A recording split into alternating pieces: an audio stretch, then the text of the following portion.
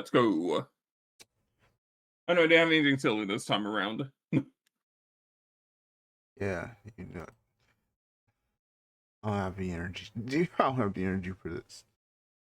Anyway, what's going on, guys? Welcome to another episode of the Out of Pocket podcast. I literally, not even 30 minutes before we got recording, I felt very sick, and thankfully I am back, or as I don't back know as I why you can. didn't delay. We did delay. We're supposed to start at 8. We're a whole hour behind.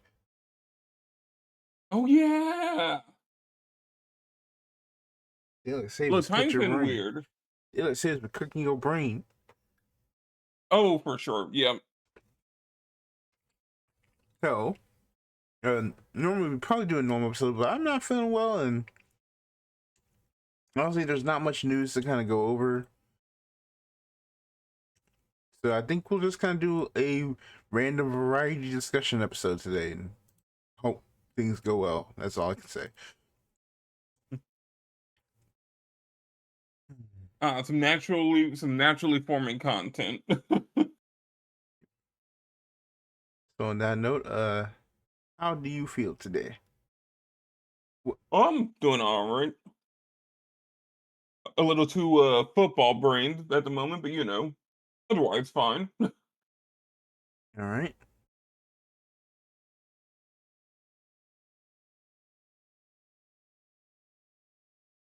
XC Games has canceled the Corpse Party Tetralogy Pack physical release and digital offerings of previously unreleased Corpse Party games featured in it.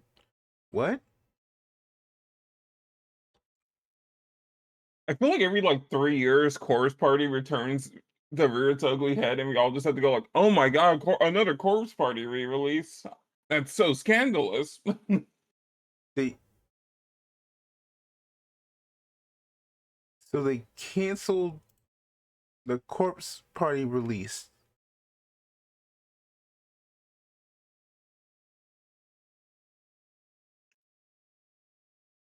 Because, dang. I mean, probably wasn't play, but, it's kind of sad. I mean, it was exclusively a Switch release, anyways. Yeah. Yeah, just Nintendo being Nintendo again, probably. Yeah, I forgot what I saw, but, there's another game that just kind of got, uh, it got, unable to be released for some reason.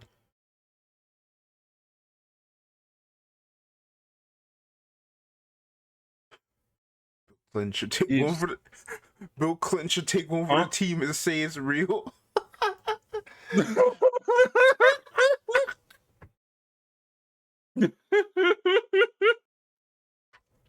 God.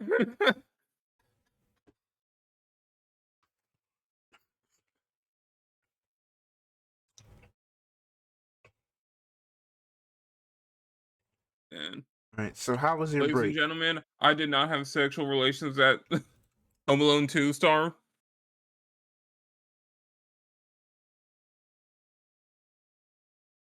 Okay, I had anyway, to say, I had to do it. well, how was your break? Uh, it was pretty alright. Pretty chill. Had won a pretty nice shopping trip the other day. I'm like, I'm just gonna head to the mall, buy a few things, maybe make up a poster or two. Simple stuff, right? May went a little crazy. More than a little. So the first store I walk into, right, looked like a general, anime nerd collector store. I'm like, this is Mm-hmm. where I'm gonna get the poster and things. I came out with two Ava the large Ava blockies figures that build for later. Two Transformers ones, and then three smaller $4 blockies and a Godzilla shirt. And I'm like, damn, I forgot to get a poster.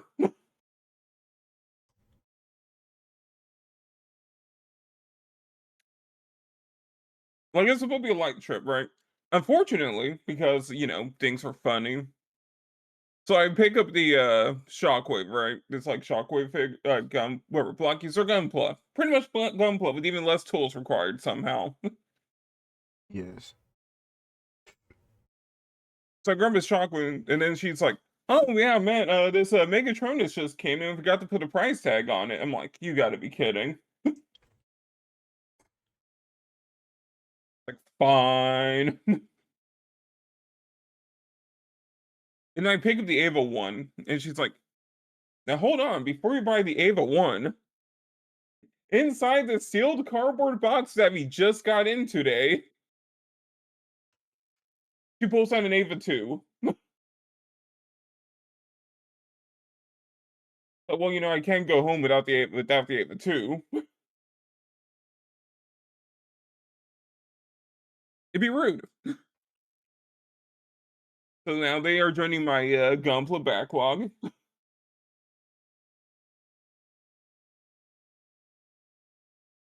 Poked around in Barnes and Nobles for like a second. And the first thing I saw in there, just so I'm to be a volume 1 of the Ultraman Spider-Man crossover manga. Keep in mind, ladies Just and gentlemen, not even 2 weeks ago, this man said he quit his job. yes. Remember when I told you earlier when I in that same podcast episode I'm doing all right? Yeah. Did you it wasn't copium. Hey, listen, I'm pushing the agenda, okay?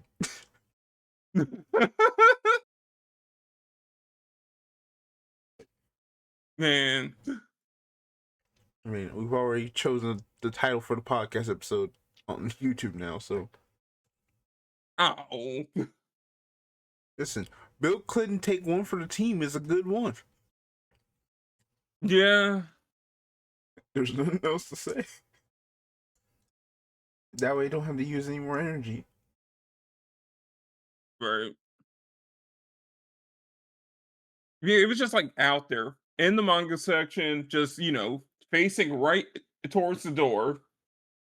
It's like, all right, come on now. Thankfully, that was the only thing I picked up in Barnes and Noble.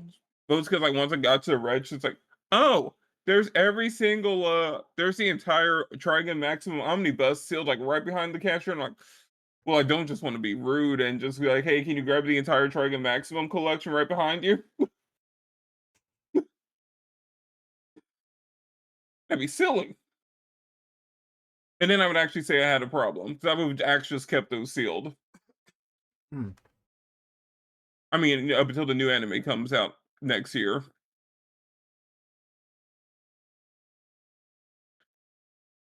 And then, I was like, walked into Miniso to maybe pick up some like snacks. They did have snacks. Oh, they also had a 11-inch tall G Waldo figure.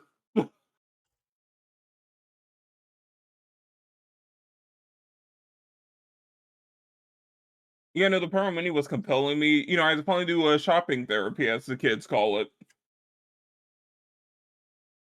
Yeah, and then you just remind me of generational trauma. Thank you. What? You called it G Waldo. Yes. There's only one Gundam you've called that. And I told you never to call it Uh-huh. that. All I'm saying is, why is Fred okay and not Waldo? Because that's the actual name of the. Yes, and if you translate through the exact same military code they use to name the G-Quacks, you get Waldo.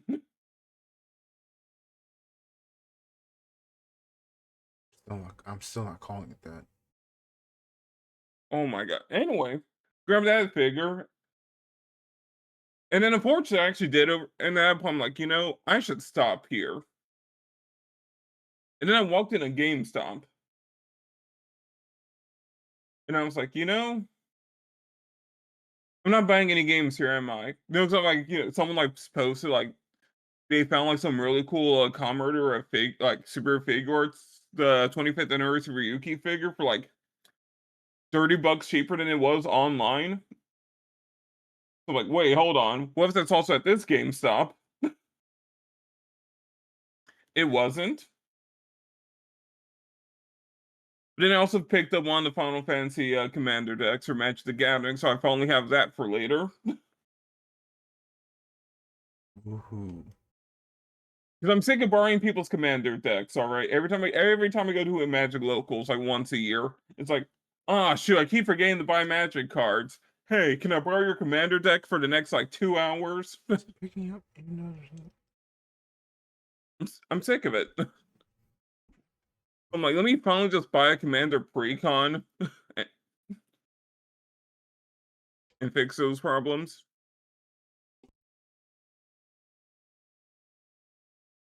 The overall pretty nice shopping trip.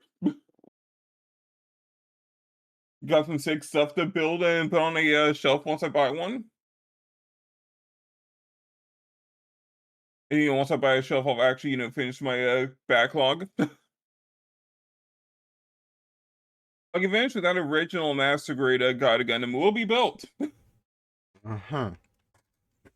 It's just been sitting in my closet for like a decade now. Close to it, maybe. It's been a long time. Yeah. And maybe it'll be the first thing I build. It will not be the first thing he builds. It will not be the first thing I build. Other stuff that happened. Um, well, funny story. I believe this happened. Shoot, what's it? Yes, it was yesterday, 2 days ago. My job decided to hunt me a little bit. You can never really escape your previous job, right? Hmm. Because I get a call from the police. Okay, what a... Just out of nowhere. Hmm. All right, let's see where this leads. It's like, oh, we need your help identifying a suspect. It's like, huh?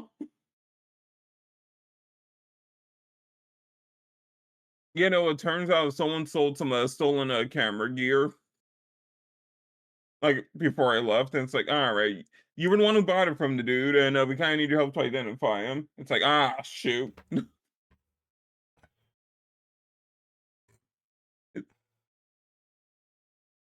So I'm just trying to enjoy time at my house. Like, hey, remember your old job? It's like, yes. Come speak with us outside.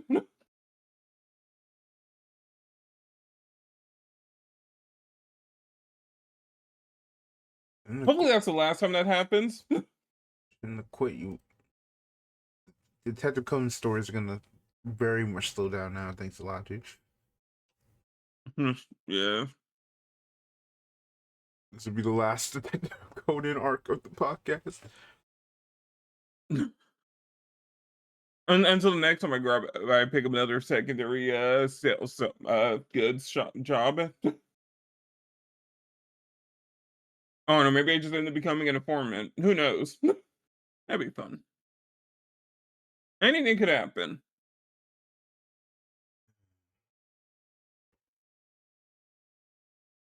Yeah, this is probably the last Detective Conan story for now. It's unfortunate. I mean, outside of that, things haven't been too eventful. Been chilling, just waiting.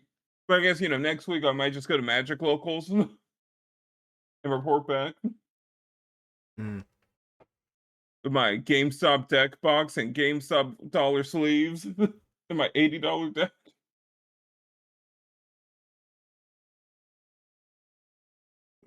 That'll be fun. That'll be neat. Go to Magic Locals Commander deck. What Magic Local plays standard?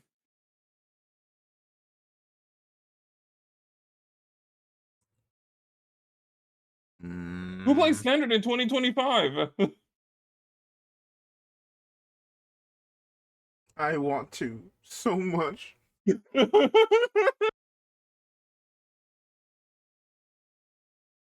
I mean, hey, they finally banned Vivi. There might be hope.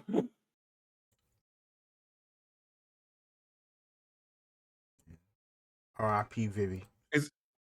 Is it is finally dead. Let's go. Yeah.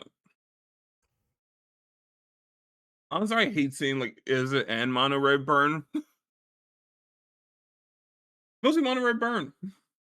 Like this should not be a deck that's allowed to exist in any respectable format.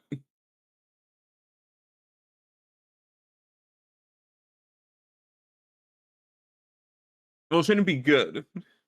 There we go.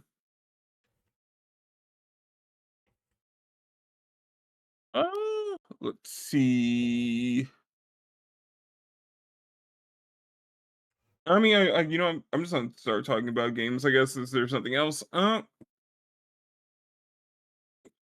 Man, really a grinding Chaos Zero Nightmare. That fun game still. I just like playing cards,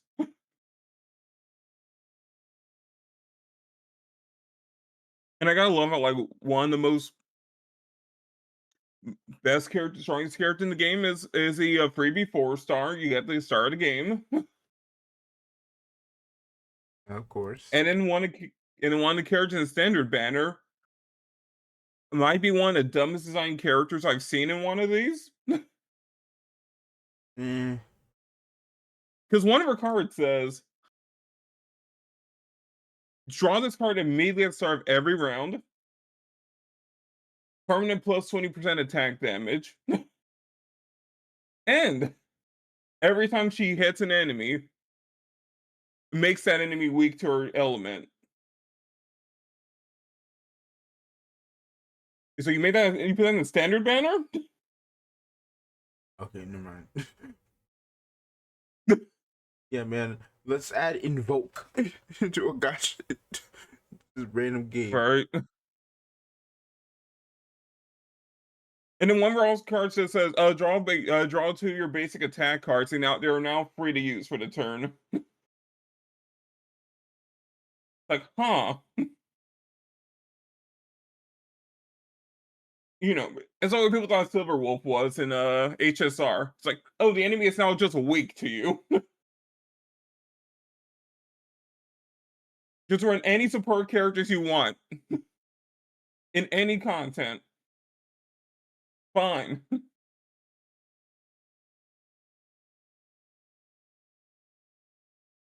Meanwhile, the second limited character is so bad everyone's screaming for a buff.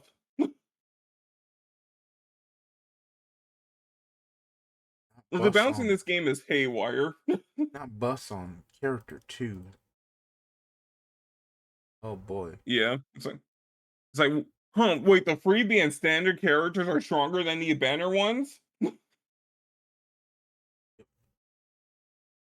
Reminds me of the I'm Red Hood release. yeah. Okay, say banner characters.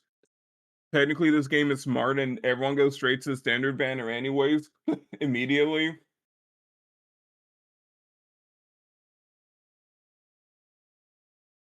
But, I've tried the new character. She needs buffs. Like, man, here's our new crazy fan service character. How would we balance her out? Make her unplayable. It's like, oh, you were rolling fan service.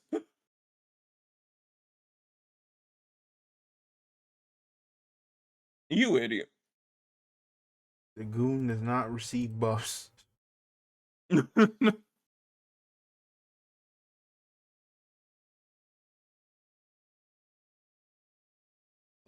Oh yeah, here's a pretty good image macro to show the power gap between the first and second limited characters. Ooh. Yeah.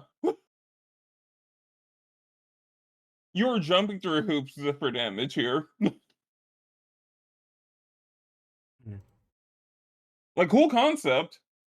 Skills get cheaper when you draw them via card effects. The problem being, her numbers are terrible. The Jing 1 of Chaos Zero Nightmare.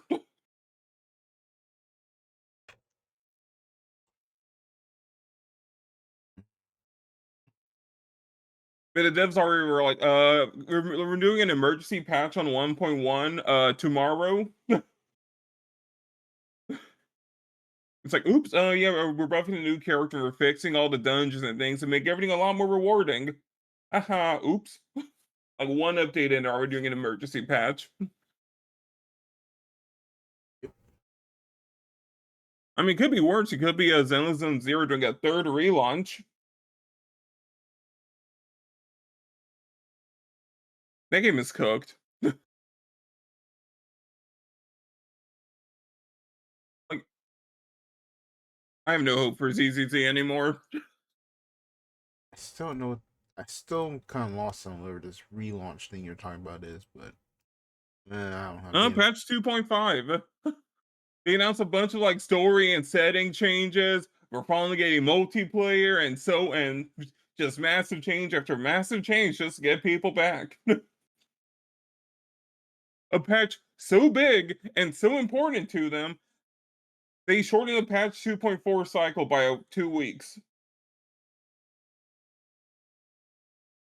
Patreon now. To 2.3. They announced 2.4, and they also announced 2.4 is getting cut by like 2 weeks.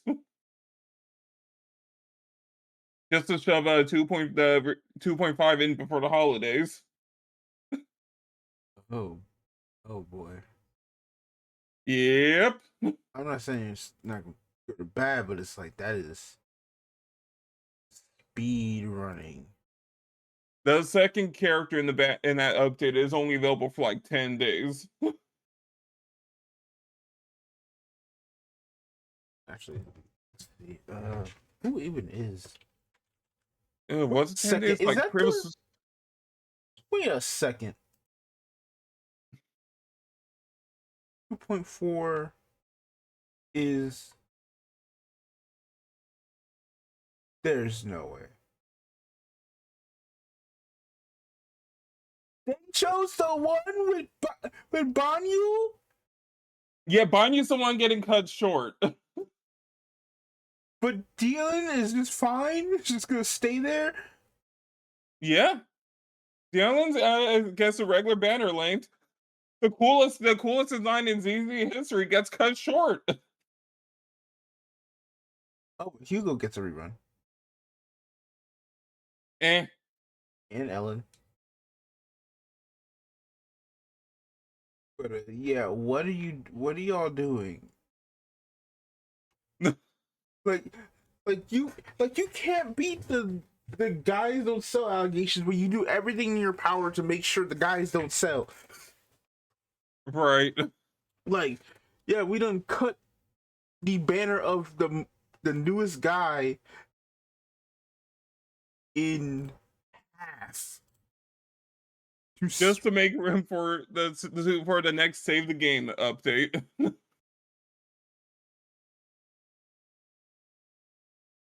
Guys simply don't sell.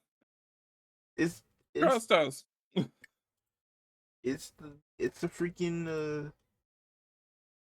the freaking meme all over again. It's like, Yeah.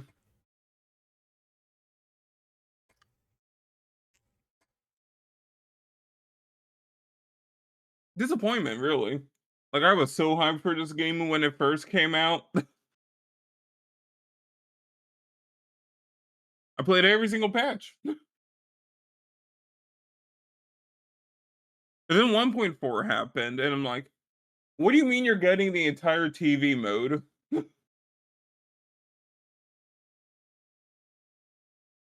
I mean, What are you replacing it with? Nothing. See us in like 3 updates. I mean, I think the issue with Zenless is more so that the game that it is now was not the game I was kind of promised or I felt promised. Exactly. Where Star Rail is basically the same, Genshin is basically the same, though they have they've obviously made updates, but it's like I don't know, something just feels off about Zenless in some aspect. I mean, I know what the problem is personally. Which is I hate whoever like came up the phrase devs listened. needs to be burned at the stake of gacha games.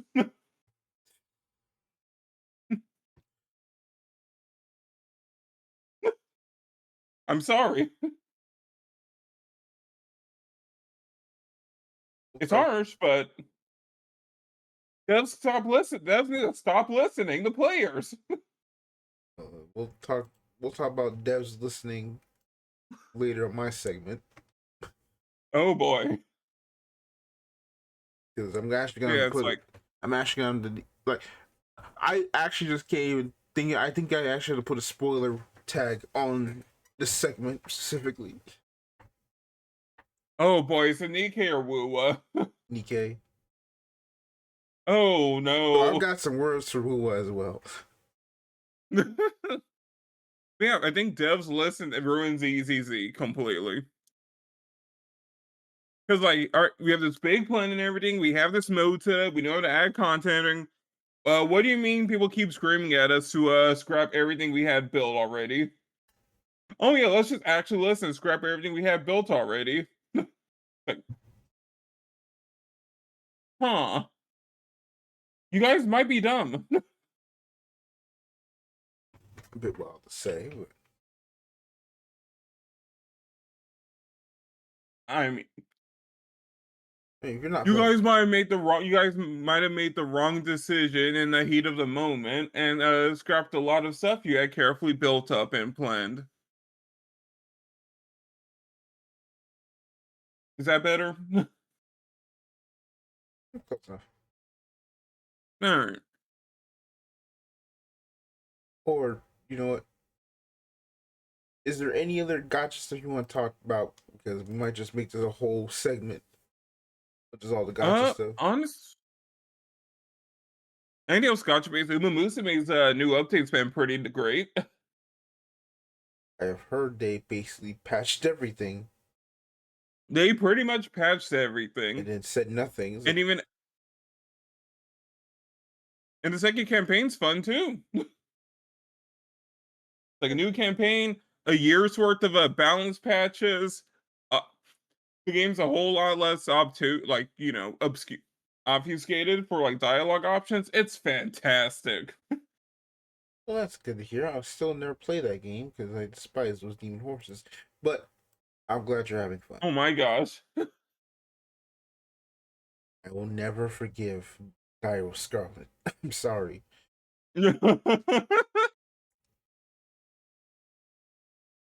Wait, what did that with Scarlet do to you? Looks like a stealth bright. Oh my god.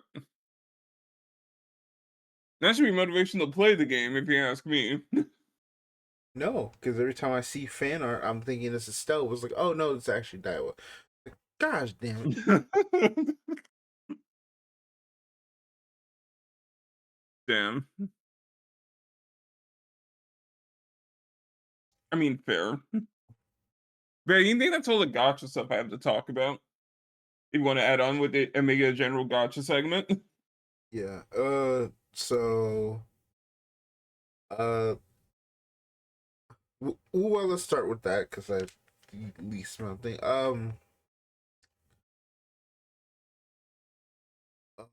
If I'm kind of concerned about what we doing with going forward because they had their update stream today, and I'm like, we got Boolin, which is cool. But then I, to be fair, I'm also running on like 2 hours of sleep, and I've got like to actually go into work in like an hour later, and I haven't been able to sleep due to circumstances. So I'm like, Yes. so I'm looking at the trailer. I'm just like, is it me? It's like this. She's just not look fun at all.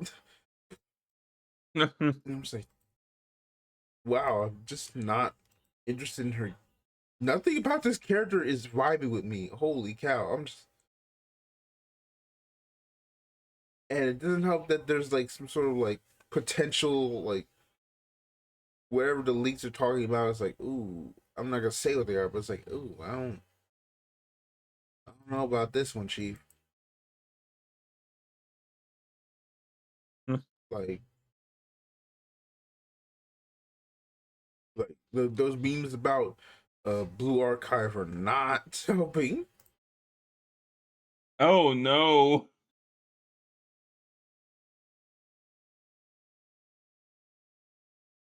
Wait, Just, what means about Blue Archive? That's where Blue no, it's Archive just immediately got scared. no, it's the because people made a meme about just pretty much putting like Wuthering Waves like main theme, like title theme onto the Blue Archive like launch page. Like that is a hint as to what the leaks are supposedly saying. Oh. Oh no. But it's like, so I'm just like, man, I am wow. Like the 2.0 patch really just kind of lost me. Unfortunately, we're just like, dang. What is with these games and questionable 2.0 patches? Like I'm not saying like it's bad because I'm like I have yet to finish the Renaissance story, but it's still like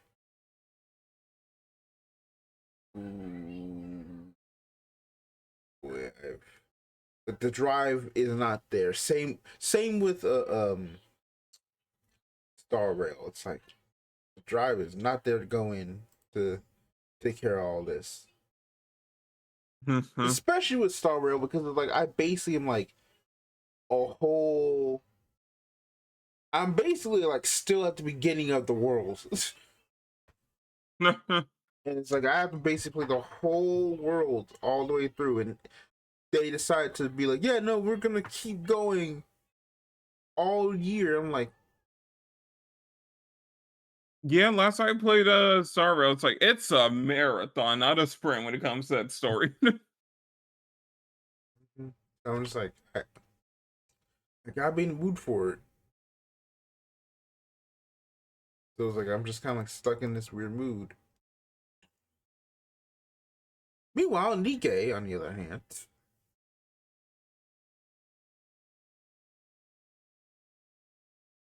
so Yeah. quick moment.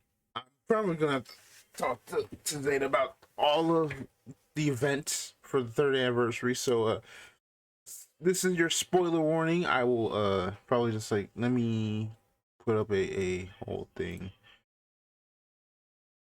Let me put a thing so I can remember on the actual.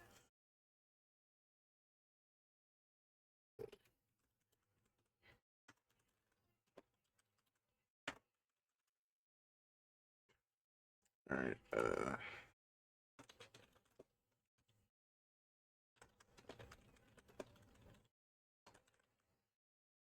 There we go. And then okay, and then lessen this.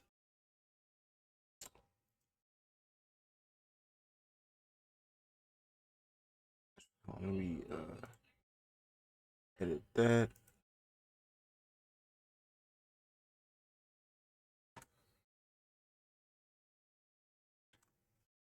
That now. Okay, hold on. This is gonna take a quick second, but once we're done, you got it. And All right, I'm gonna go grab something real quick where you're getting this stuff ready.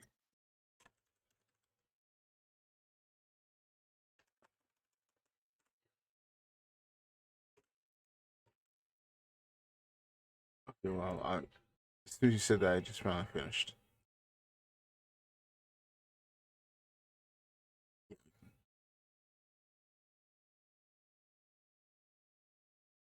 All right. All right. Well, he laughed right as I just finished, so thanks a lot. Now I actually gotta wait for him to come back before I talk about it. But uh, so just kind of warm up. Nikke event was actually pretty. Like, I think outside of Unbreakable Sphere, like the 2.5 event, like which is kind of controversial. I don't think they have missed on a single anniversary event at all. they just don't miss, and this is especially not different because this event was basically everyone's talking about, oh, this is kind of like the like they were talking about, oh, this is gonna be a big event. This is the story we've been waiting to tell since the game release. I'm like, okay, what could you possibly want to tell since the game release? That's a pretty high bar. Because like this 2.0 anniversary was crazy. Because it's probably like one of the best stories in the entire game. So it's like, and they said we want to one up that. I'm like, okay, you're saying some words. I don't know if you can cash. Oh, they cashed it.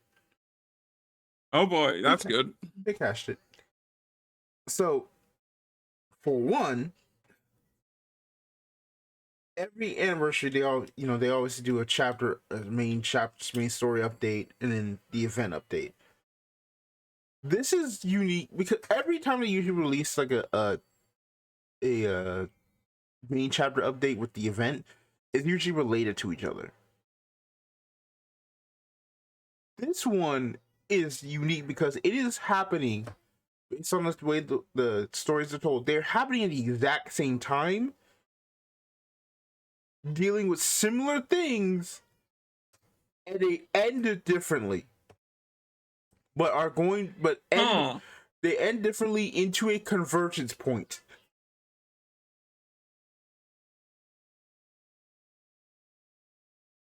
So Aw. So it turns out we're not actually Jesus. We just might be Joseph.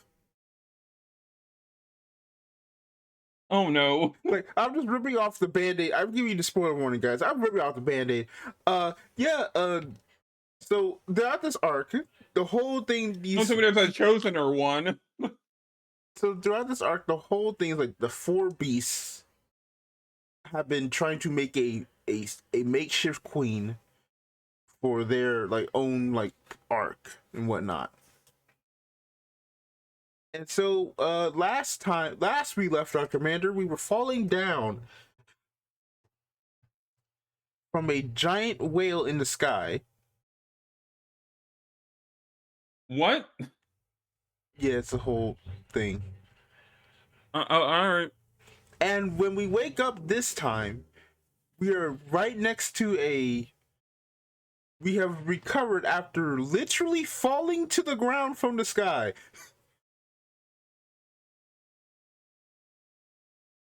That's... Yeah.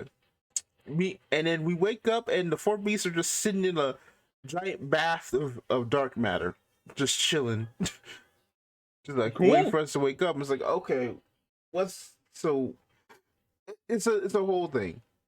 So we finally meet the final member of the four beasts, which she's the greatest idiot of all time. Of course, one of the four beasts has to be dumb. I mean, they're all goofy, but she literally is like, I'm smart. But she sounds like she's voiced by Wendy Lee, and she's supposed to be like, I'm the smart one. I'm the scientist. And the first thing we see is she's reading a book upside down. Oh my gosh. It's like, okay.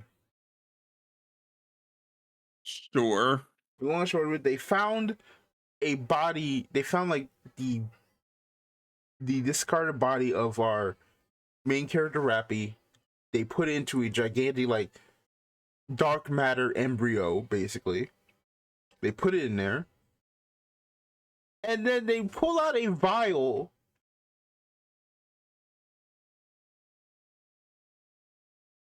And I want you to guess what would probably be in that vial.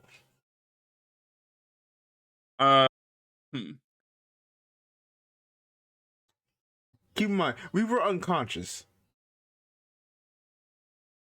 Oh no. Yes. No. They turkey basted the main character. Yes, and threw that into a gigantic embryo. So, long story short, we have a daughter now. Well, now also it's the powers of our very own op. So that is, Sure.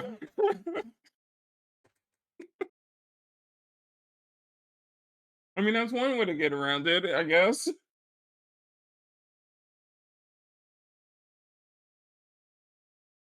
yep. And now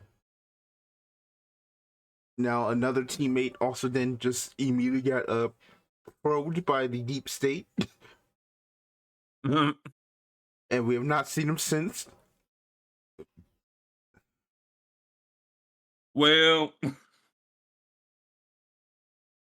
you're And telling me this was a story they wanted to tell from the start? no, this is the main chapter story. All right. I'm obviously like paraphrasing a lot because this is not the part I want to really talk about.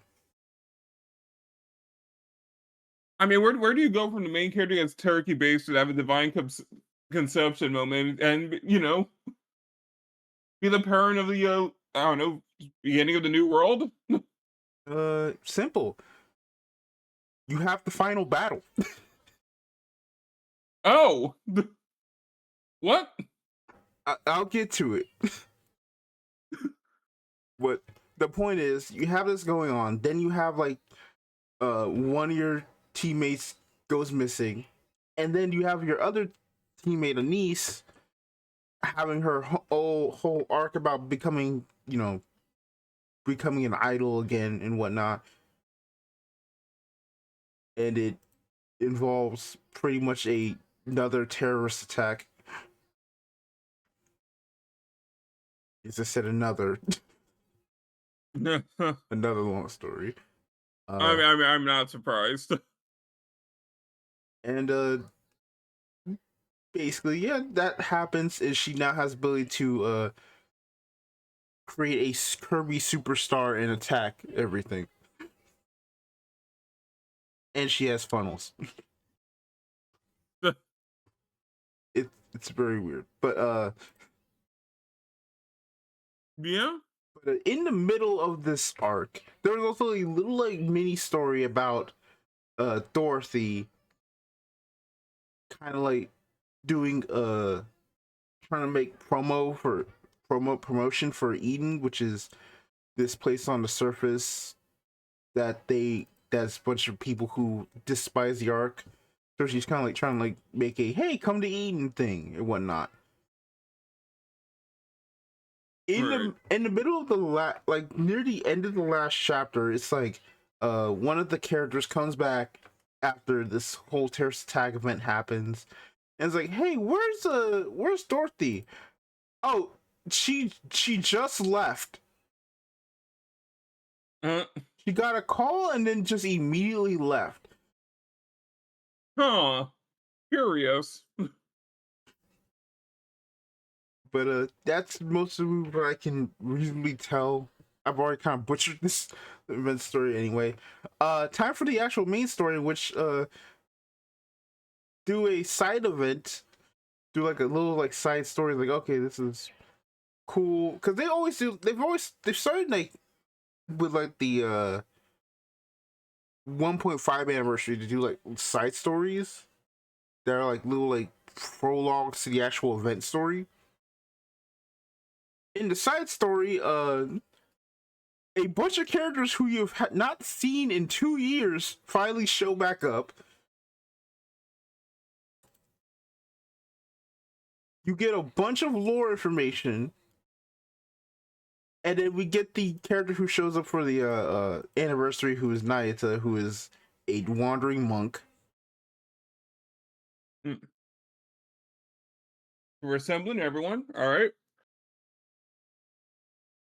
And through a sequence of events, one of the antagonists, Liberalio, comes in and takes their super particle cannon and blows blasts into the sky, removing a giant shield, a giant bubble that was preventing the Queen of the Raptures from coming down.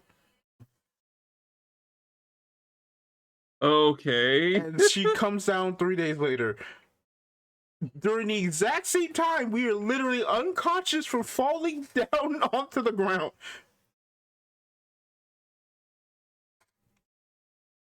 This is starting to turn into a schizophrenic reading of the Bible. No, it's been that for a while.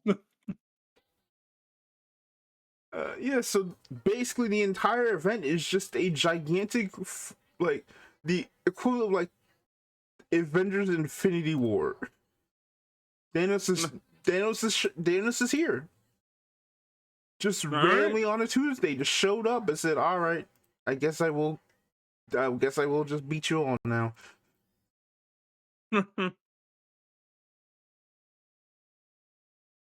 I mean, now that the barrier's down, you may as well, right? Yeah. Which is Well, funny I'm just because, gonna let you, I'm just gonna let you guys chill for another few weeks. Like, no, no. guess I'll just do it. Fine. Yeah. So, long and short of it is, Queen Cleveland is like, and then there's a whole whole storyline that's like, well, why didn't the Queen show up before? And then through a character who should not be alive. Well, they are, but technically not. Basically, they come to the conclusion, oh yeah, no, the Queen was actually scared of Cinderella. Which, I've shown you Cinderella. Has been scared of Cinderella this whole time, and the bubble's been put up by the Little Mermaid to basically kind of prevent her from seeing over the earth. So like she's just been scared the whole time because she's been breaking down for the past 80 years because she can't actually gain the powers of the strongest Nikke who she absorbed due to in-universe mechanics. Like she just can't do it. So she needs the actual full body, so that's why she's here. She's just here to destroy Earth and gain the body so she can be full again. Which is like, okay, that's an interesting storyline. And so remember when I told you about Devs Listened? Uh-huh. Well, one of the things people talk about with Nikke so far with previous storylines is like, oh, characters don't really die. Oh boy. Yeah, so immediately at the end of part 1, a character gets burnt alive and her brain is in a shelter that is it ain't looking good. Man, I really did foreshadow this, huh? And then like as it happens, you then like at the end of part 1, you then hear a metaphorical gun blast from off screen. You're like, what is that sound? Was that a gun? And it sounds very far away. I'm sure it won't actually be relevant to the discussion. And so part 2 happens. 2 more characters go down, flying to an orbital space station and destroying it.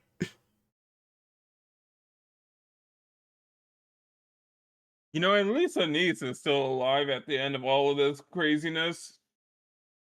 And then the king, my glorious king crown, then gets sliced in half. She survives. What is this, One Piece?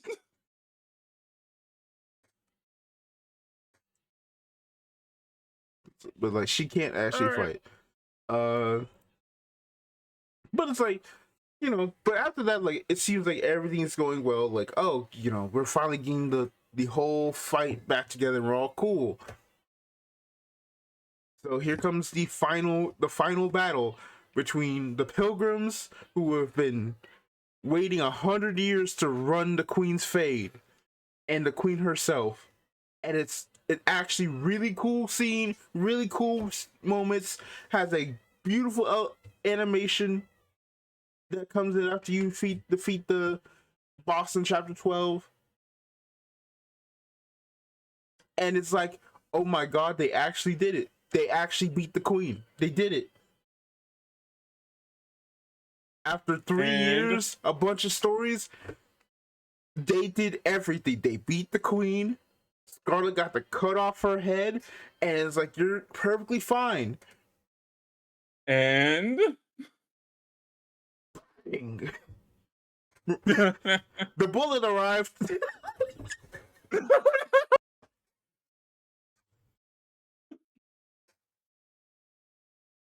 World's slowest sniper round. Because there's two things. One, they know every mechanic in the whole like universe of Unchained or Valpals, which is basically like a way to destroy the nymph inside of Nikke's brain, which allows them to kind of quote unquote regenerate, or like basically like they're no longer immortal. Right, the core. So it's like, you know, they can actually be killed. So here comes the dragon character who was our enemy, but finally decided, you know what, I'm done.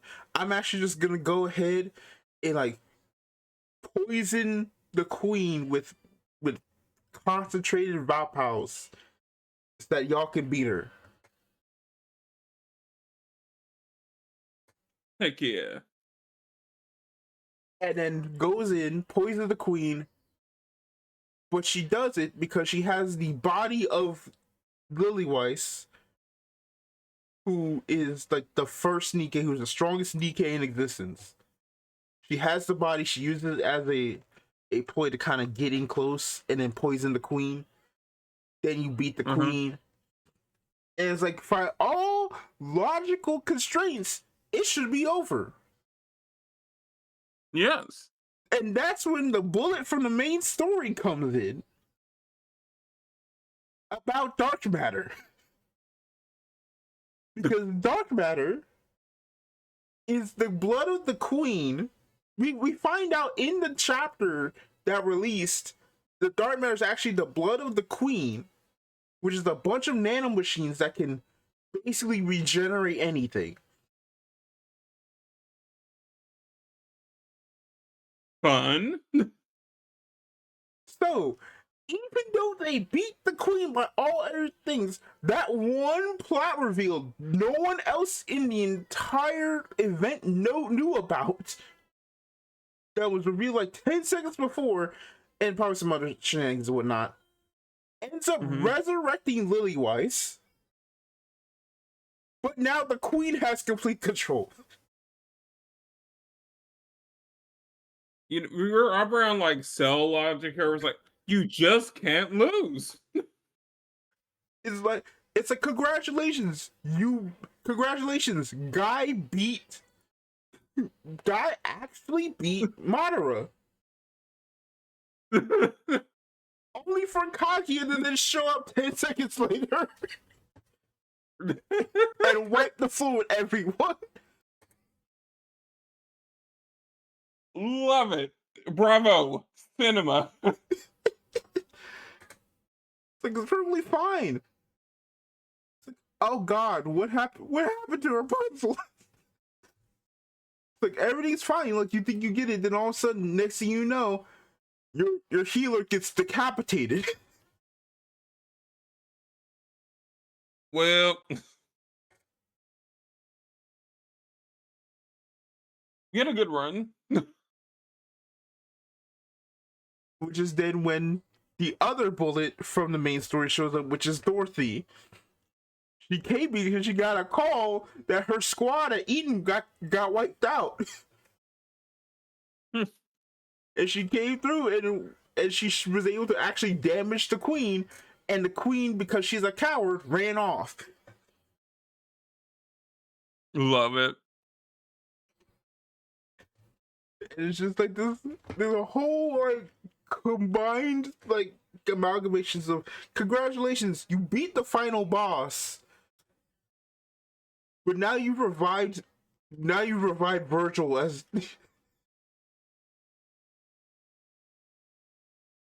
but now you've given him the body of Virgil. Like, thanks a lot. We had a good run here. Maybe the rematch will go better. I mean, here's the other problem. Dorothy has also been feeding the Ark a bunch of technology, and they're now planning to do a gigantic war.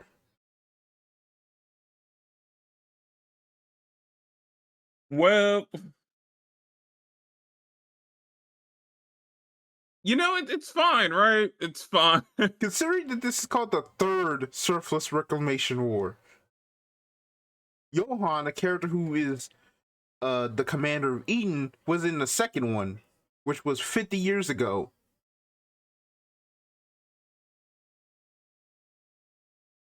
Okay, maybe it's not fine.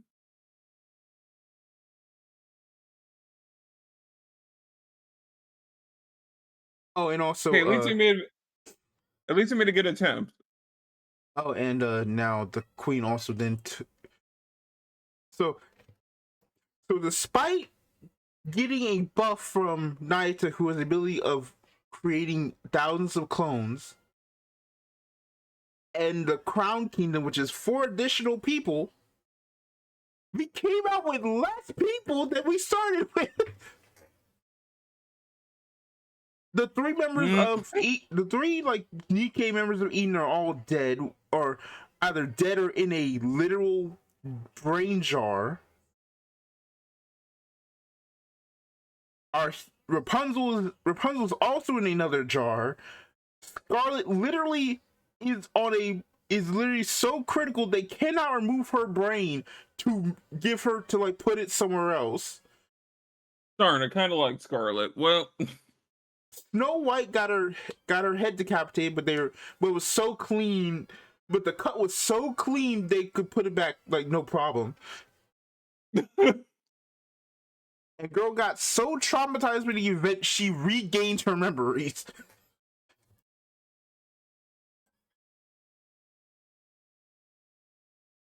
well, yep. Mm. Devs listened, all right. Boy, that ain't listen. So it's just like, I'm watching like people's reactions, and like one of them said best is like, just like, there are people that obviously were like just emotionally broken, but there's one person who probably puts it best is like, it felt like watching it felt like you had this really good cathartic moment, and then all of a sudden here comes the main bad guy walking around with your dead mother's body and then beating you like you stole something. Jeez. Like, it felt disrespectful. Like, that hurt more than anything. I mean, that was very morbid. I think I just kind of came up with that part on my own, but it's still like, it's an apt whole thing for that event. It's like, Jesus Christ. Right.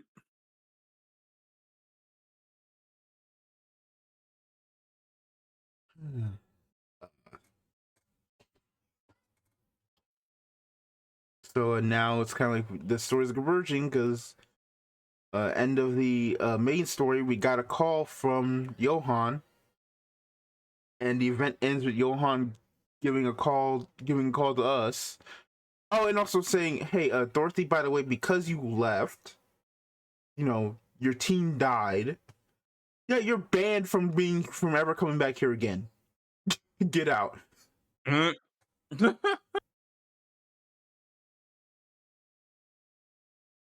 Now we've got to wait at least like 2 more months for a main story update now. Well, interesting spot to end things on, that's for sure. Yep. I, right now, I'm still kind of like, I still like where I would put it, like overall, my whole like listing. I'm still not sure. It is at very minimum like tied with the second anniversary event for me, but it's like it could flip on depending on which day. That's fair. Uh,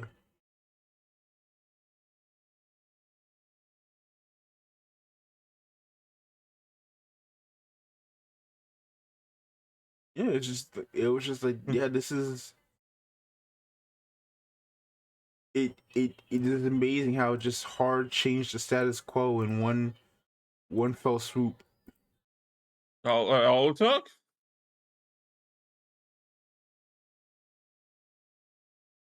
I'm just Well, like, tis the infinite nature of gotcha games. You gotta have at least one fake out ending. I mean, I don't even know, because again, like when I said two characters went down when fighting the orbital space station, they went down. I mean, I didn't say there wouldn't be lasting consequences from the fake out. One got blasted by multiple lasers, and another literally disintegrated into rust. It's always time for Nikke Part 2. I mean,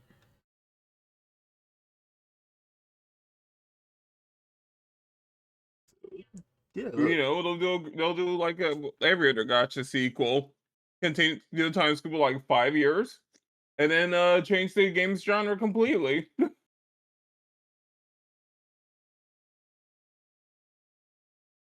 Worked for Girls Frontline. yo, it didn't. It did I not work. know. It did not work for Girls Frontline. Worked for Honkai Second. Who? It worked for Honkai.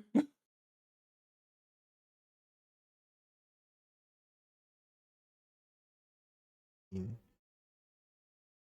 Went from Flappy Bird to whatever the hell Gakuen Second is, Honkai Third. That's a joke, sir. I know. I know.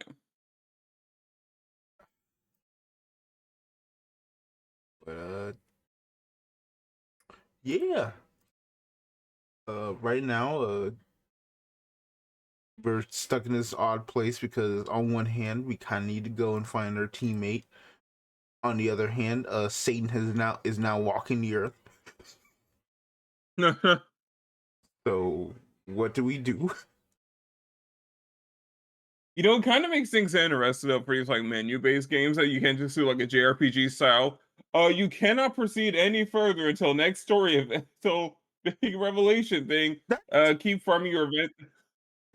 I mean, that is basically what it is. That's basically kind of what it was. It was like, this is like two sides of a JRPG like final boss.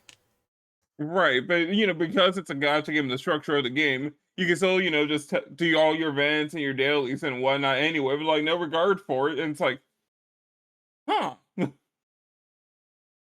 neat. But it's like the feel of it, because like the main story felt like it kind of like the main story kind of ends like, I'm trying to think of like an ending where it's like it kind of felt like the happy side of a JRPG for now was like the entire, like, you've had a bunch of like conflicts throughout the entire arc, and now have a moment where like every character comes, like the antagonist you have and the protagonist come together to fight a threat, and then at the end it's like, oh no, we figured out how to actually beat the threat without actually killing them, Right. and now everyone is just happy, and now he's like, hey, there's actually a chance for peace in the world.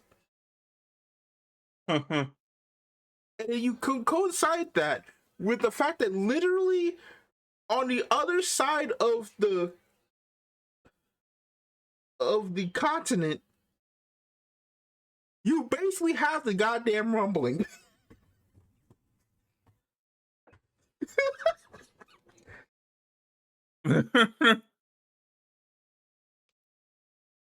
Man. Which is like, oh, we've just ended on a cliffhanger, we lose. How do we get out of this? Find out next time.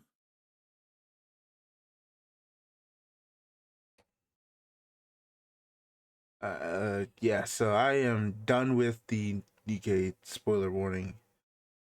Let's go back to Alright. the regular break. Yeah.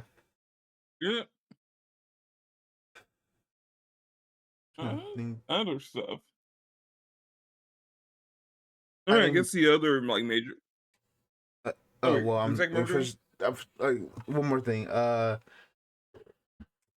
Just Zenless is kind of the only thing I have to say is like working towards getting Vid Hottie. Kind of it. She's like the only like. They had to know what they were doing, giving a character her own tentacles, right? I mean, her trailer's literally her in these hot springs. I've not seen the trailer.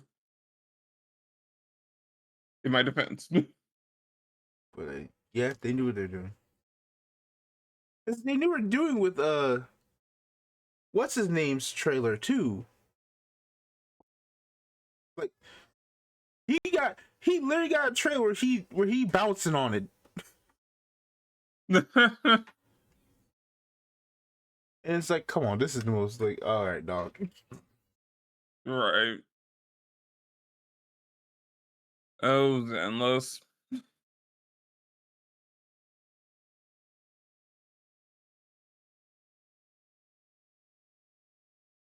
You know, at least have one game dedicated to the D-gens, I guess. You know, because their next game is Pokemon Auto Battler. I'm not playing that game. I'm willing to give it like a day. Just see if the concept works out. I don't know. I mean, they turned Genshin into like has a Roblox section now, so I'm like, I don't even know if I don't Right. know. I still think they should just release the card game already. Like, yank the card game out of Genshin and just make it proper, actual, separate online card game. Just eat this, kill Shadowverse.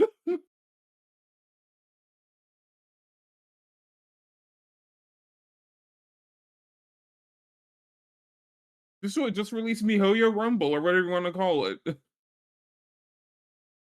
mean,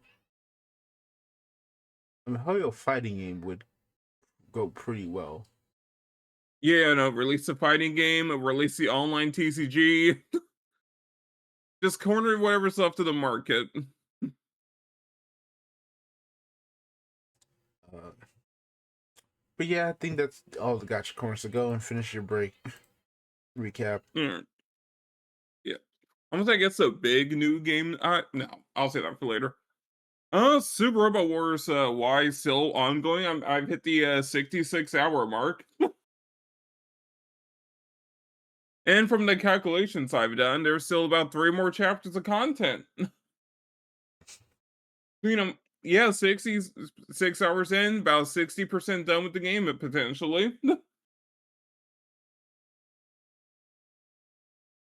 I don't. It's so weird, right? Being like a Super Robot Wars fan and just playing the old games. Man, that was a nice, compact 40-hour experience.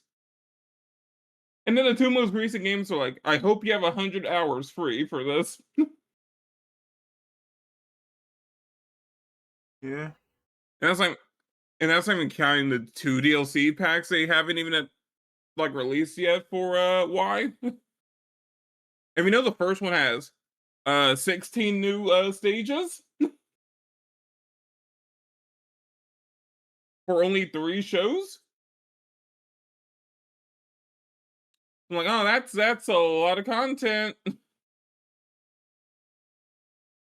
Yay! I still can't believe the Big O was back in one of these. Yeah, that would shock me on the state of play. Oh, All right.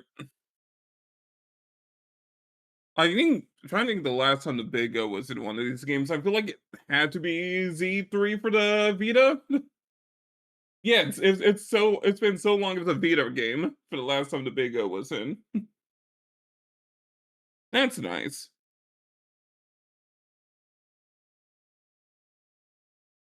Be able to plot still doing that weird thing with Witch from Mercury. But I did get to the point where they ran out of content oh, which? for yeah, for Witch from Mercury season one. I got to the exact point where they didn't have the script for the last like 25% of the series of the season.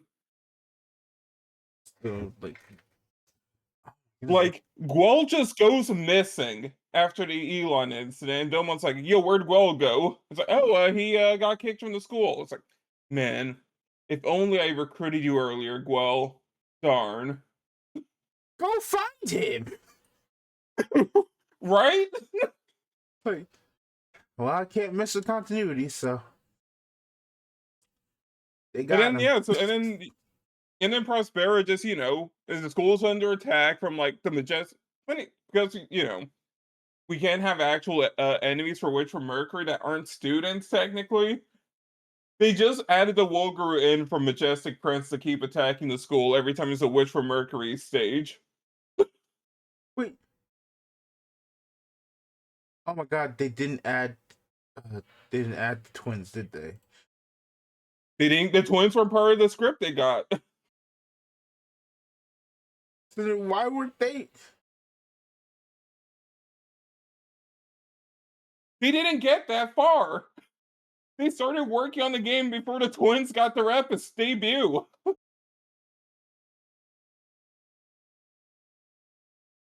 Oh man. So yeah, the enemies from Majestic Prince attack, and then Prospera's like, "Don't worry, Soletta. While the aerial is under repairs here, I managed to upgrade it for you." And so I was like, "You're the greatest mom ever." You upgraded it. Wait, the rebuild is in the game, but not the twins? Yes. Bruh. And then like Soletta just almost solos the stage, just showing off how cool the rebuild is, how amazing her mom is. It's like, man, and now we just have to go find Guel somewhere. Which we will not, because Right. And they refuse to actually keep doing things with Wu Fei. Like every time Wu Fei shows up, like, Wu Fei, please shut the fuck up and join us already. Like Sai from G Gundam's been his buddy the entire time. He's like, my brother in Christ, Wu Fei. This is dumb. Xiaoliu's dumb. What are we doing here? I'm joining the team again.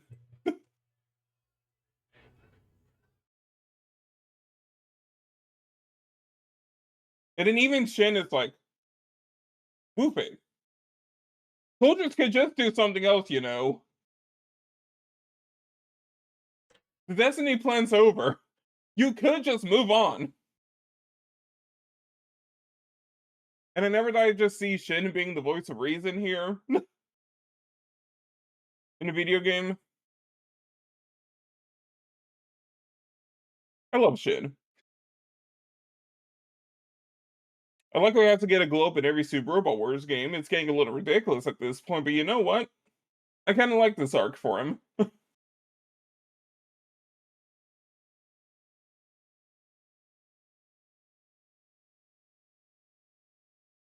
Somehow Shirako returned.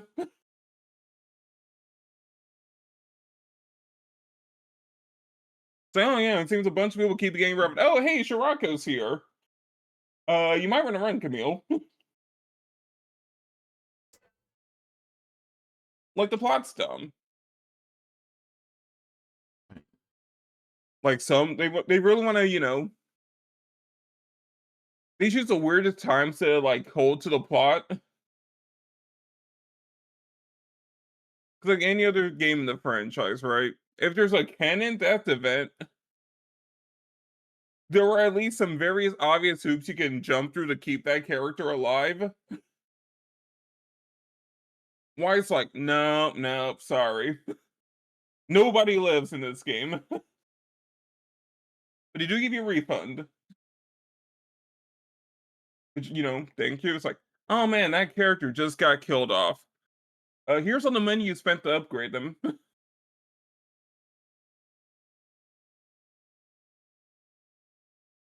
But yeah, fun game. Got the main character upgrade event scene, so that's pretty cool.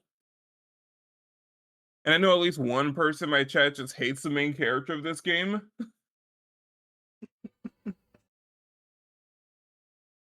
Just because he's every single time he's on screen, some silly ninja antics. Like he's stuck being the coolest guy in the room at all times. And it does get pretty annoying, admittedly. It's like, oh yeah, so I totally planned everything out here exactly to this moment. Because ninja.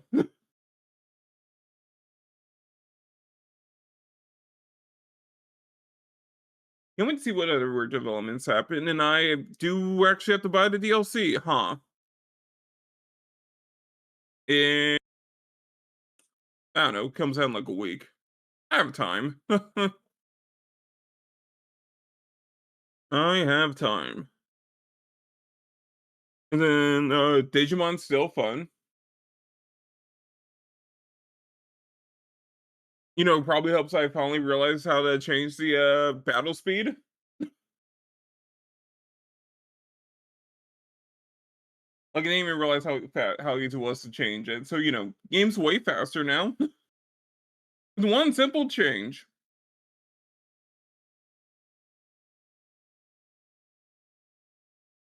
Team building is interesting. Like natures matter a ton in this one.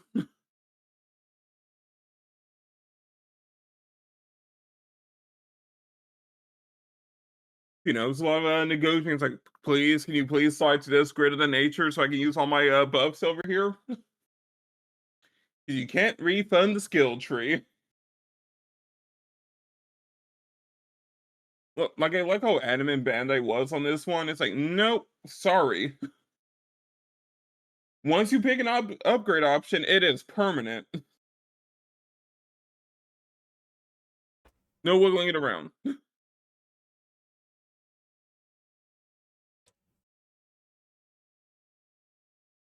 But fair.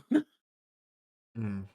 I mean, I'm gonna get assuming you could just get everything again on New Game Plus, and then you can max everything out. Assumedly.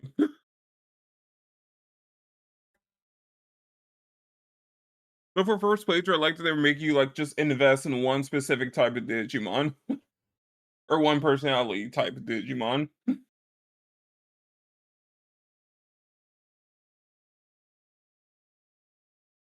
Besides that, Inazuma 11, that game came out 2 days yesterday. Literally yesterday. And you know what? Level 5 hit it out the park. First Mm. time playing a game in this series.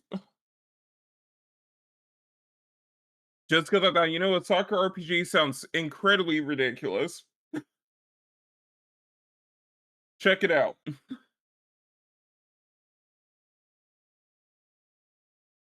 And I think they should have put a disclaimer, honestly.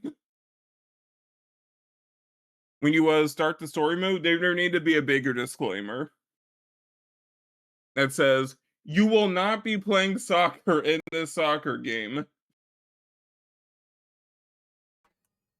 And that should have been somewhere in there.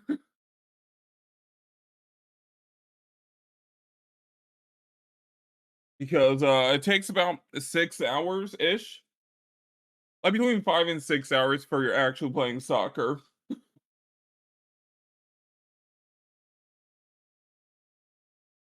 Like, you spend a lot more time in RPG battles against old people than you do playing soccer.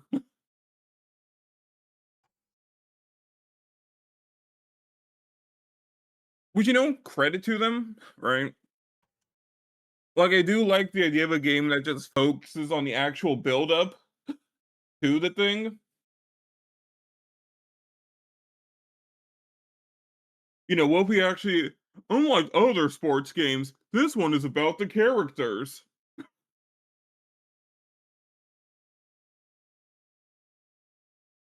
And it hits. Good writing. I don't know why I decided to stick with the English dub names, but they're kind of funny for how like cheesy they are. It's like an early 2000s anime dub, I would say. Where for some reason, we must pretend Japan's not a real place and change everyone's names accordingly.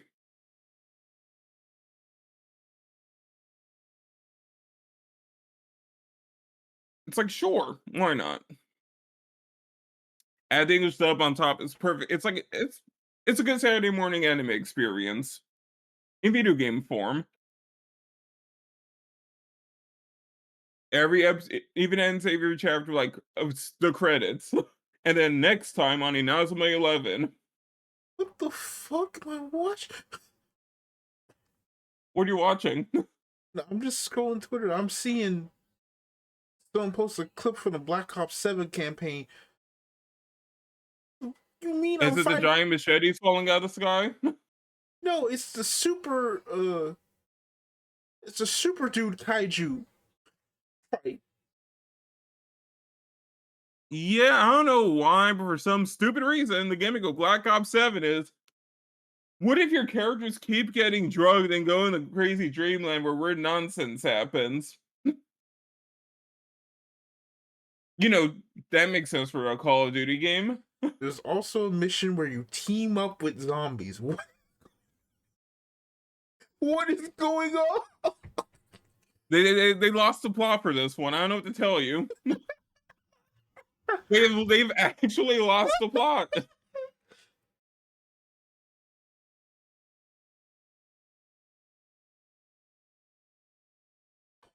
It's endearing in a way, that's for sure.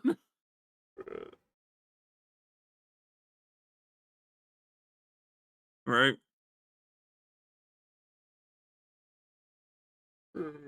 Like I But need to show you this because I'm just like, yeah. what is going on? This is it right here. What? Oh my god. Why not? Sure.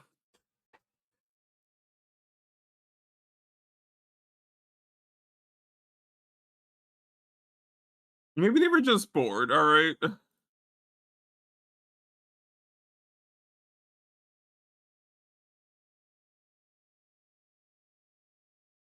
I mean, at least maybe the developers have fun with it, I don't know. right? Hmm. Hopefully, someone had fun. I want to hope one person had fun designing the game. Okay, my gosh.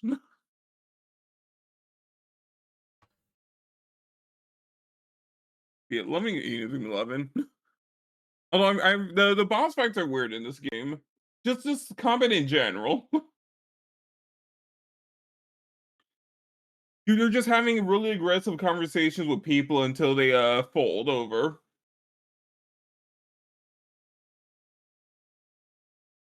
So yeah. So this is how we're gonna sort things out before you actually play the sport.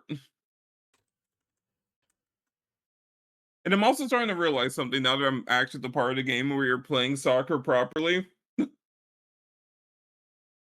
As it turns out, actually knowing the rules of soccer and using actual like soccer maneuvers helps a lot more than the silly anime moves.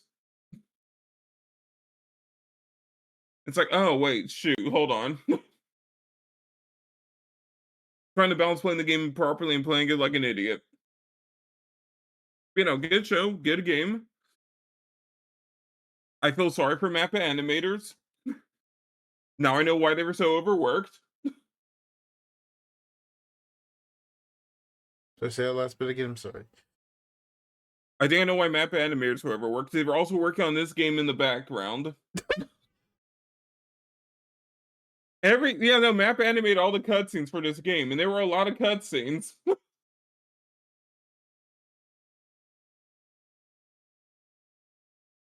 Right. Oh, they look great. The game looks amazing.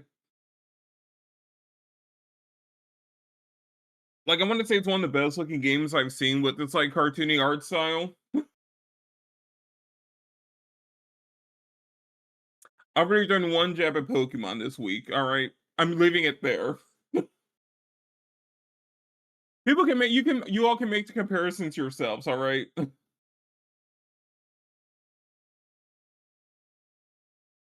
Apparently, the real me of the game is trying to collect all the characters at some point, which is I imagine hard to do in a game with 5,600 characters to unlock.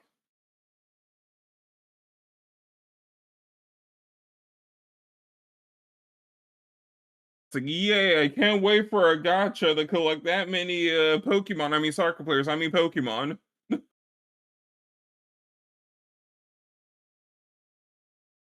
Yeah, that's gonna take up a lot of my time. Shoot. Let me stop talking about games. Anime wise. Now let me do Toku section. I am done watching Toku from Toei. That's it. I have decided to drop Super Sentai.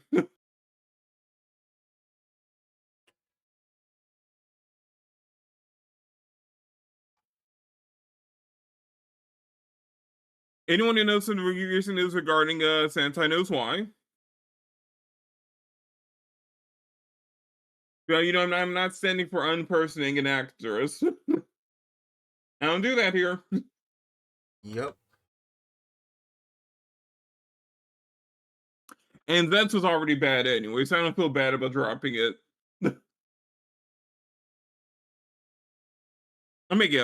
taking a moral stance here, and I can't wait for the Death of Sentai. Only 12 episodes to go.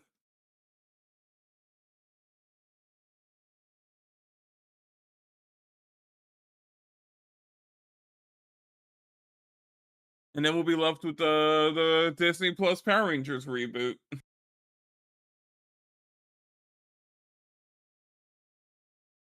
Oh man.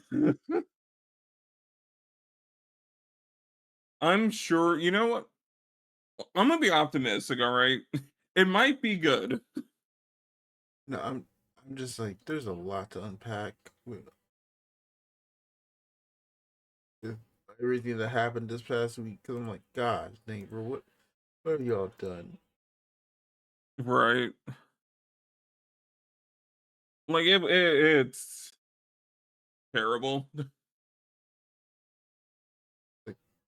Like it just seems like more and more every time I look at it, it's like it just appears like, oh yeah, y'all just didn't even try, did you? No. Y'all just wanted her gone. Because like I can't even fathom anything else as to what explains what happened. Right. Because it's like if this whole thing is true, it's like she wasn't even drinking. She was, we don't know that was even her. It's like so you just Yeah. wanted an excuse to cut her off for some reason. It's like, oh, you just wow. Right. Like none of these things are unfounded, and it's like, okay, so you just And then they drop a statement later. It's like, shoot, please don't harass our current us or our current talents like for their actions. Well, it's like, all right. it's like Oh, you wait till now? it's like they're half right. Yeah, it's like don't harass the talent, like the talent you just cut because Right. But no, they were smart to emphasize current talents. They know what they were doing.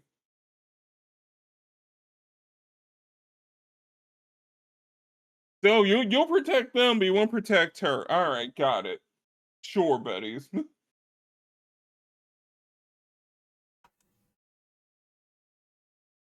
Like, I kind of hope they totally just doesn't work with that talent agency from now on.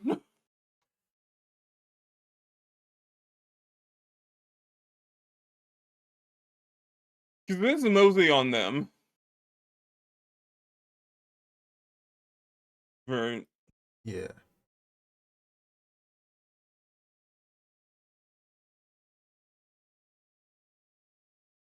They, It's the main reason Sentai's ending anyway. It's completely unrelated to her. Is the budget? The show's cost a lot to make,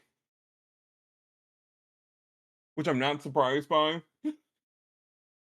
Like Toku is expensive it for shouldn't 50 be. episodes.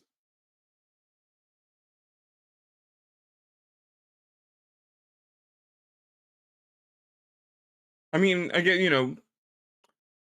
CG surprisingly not cheap apparently.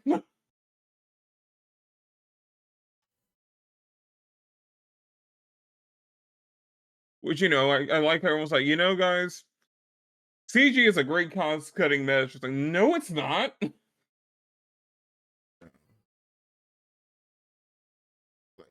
that, Well, it's always not really doing it the way Toei does it, where it's like, oh man, we have to come with a new effect and a new attack for this one specific episode to advertise this one toy. so crazy. 'Cause it's like, how do you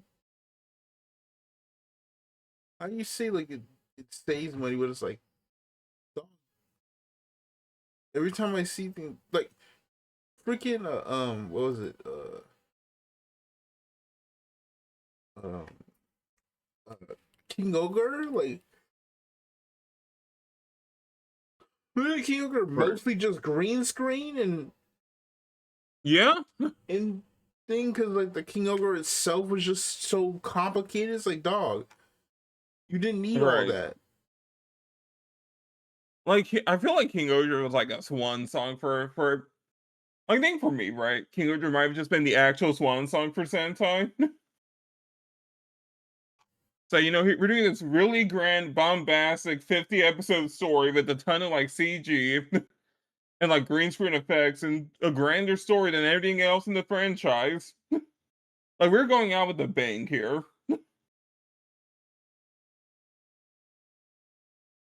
I was like funny like a week or so ago when someone's like, "All right, here's the official quote unquote official Sentai watch guide and a filler and the filler guide," and you get the King Oger and it's blank. There's like one episode in there,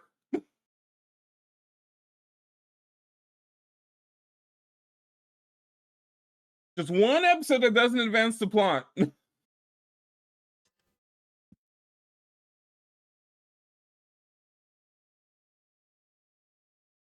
This shit's expensive. Like I think the fact that Ultraman almost went like Super Riot, right? This is a good example. Ultraman Gaia almost nearly bankrupted that company, like back in like 1998, just because they were doing stuff like this every week,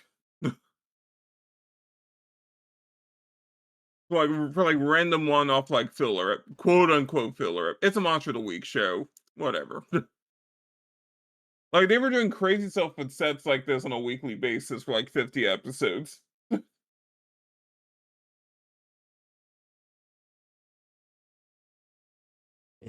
Like film, like stuff can get ridiculous. But yeah, no, we're trying to like film. We're trying to actually, use up a Godzilla movie budget on a weekly basis. And boy, did they have to cut back. Tokyo's expensive to film. Gara doesn't make a cent off of it. Ultraman did get cut down like 20 something episodes. Like really, like Sentai and Right are an anomaly right now, and even Sentai folded. Right. It's, it is crazy that like, like this can't be that bad, right? Because like they've been making this whole push for Zets to be like the new common writers. Like you're saying it's bad. That's or like you don't like it or anything like that. But it's like Yeah, I just don't like the show. what's wrong with it? I maybe it's like the direct thing. Like it's a little dry, I would say. And then I'm not a fan of the gimmick. But I feel like the gimmick was, it lasts for like fun, full on full CGI fights and everything, like a ton of like heavy CGI fights. But it's like I'm not feeling like the gimmick when it comes to a narrative constraint of it.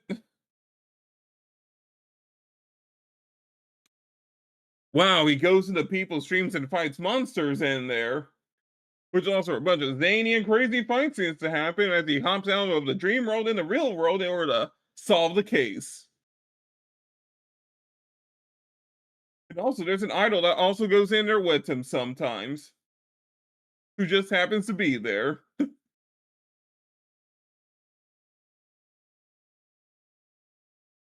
The suits look cool, don't get me wrong.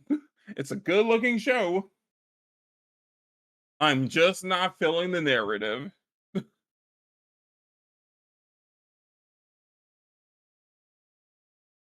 Like out of the three, like Takahashi Kamen Rider series, it's the only one that hasn't immediately grabbed me,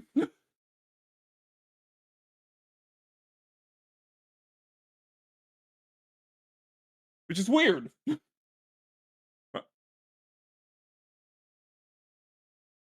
But I think it's like a lot more constrained this time. It feels like it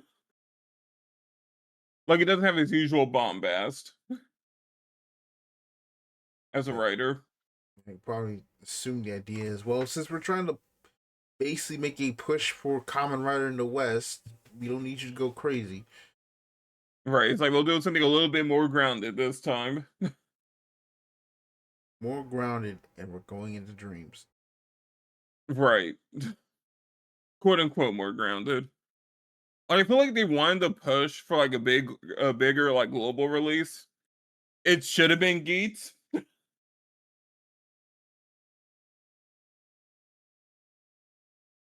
Just straight up should have been Geats. Just bam. Here's the battle royale season with a ton of heated character drama. Have fun. Like that would have been the one. Mm.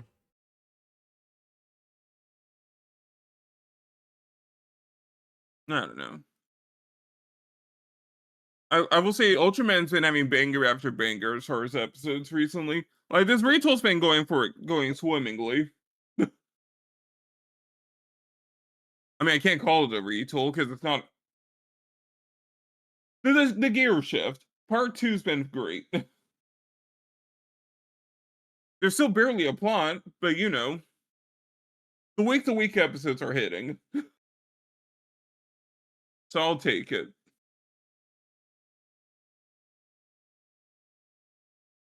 I don't think Is anyone really goes to Ultraman for overarching plot lines. mm.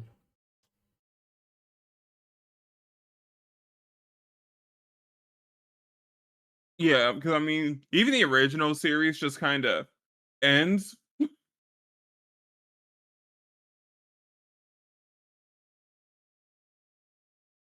And actually, like like quite a few shows in the franchise just kind of end. Like no larger goal, just bam. Here's big boss monster.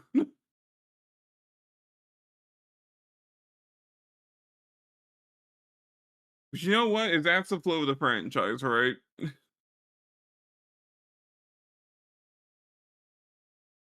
There's only so much you can do when most of the enemies are just giant non-verbal monsters. Like you're a little limited.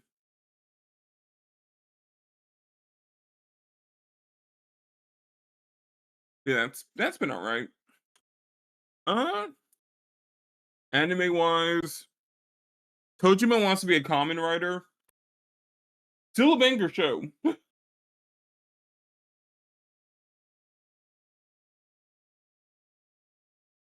You know, I think I really need to watch a show where a bunch of people in their 20s and 30s just LARP as just be fanboys and kick butt while doing it.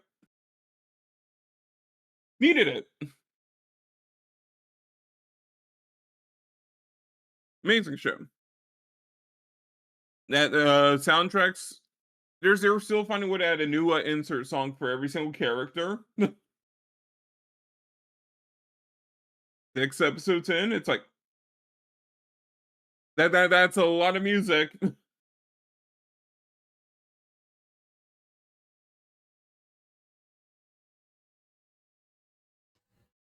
Oh, that one weird show about the android and androids in the future and the random incest plotline. That plotline's over, Okay.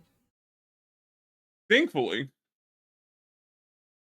And then they decide to drop an even worse revelation immediately afterwards.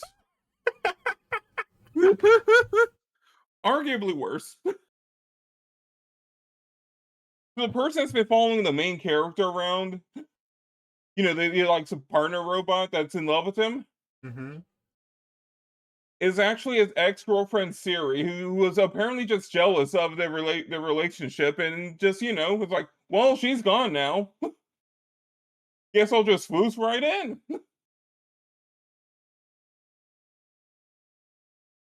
So repeat that one more time. What?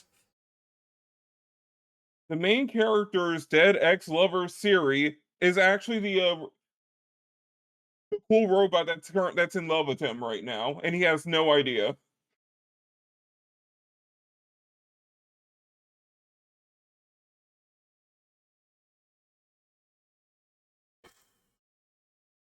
She also styled herself to look exactly like his ex-lover.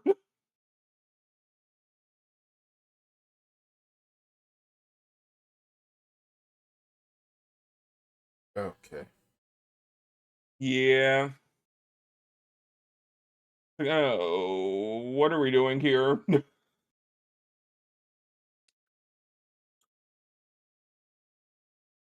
Random dominatrix librarian shows up and tries to kill the cast for like an episode. The show's just doing stuff, I feel like. Yeah, I don't know what to say. I think I'm just watching it to see what stupid thing happens next. I don't care about the plot anymore. I don't think the show cares about the plot anymore. I PA works, I swear. They just be doing stuff. And I have no choice but to see what they'll watch their shows. Like, wow, a new PA Works original? This is gonna be a dumpster fire, the best thing ever, while still being a dumpster fire. Let's go.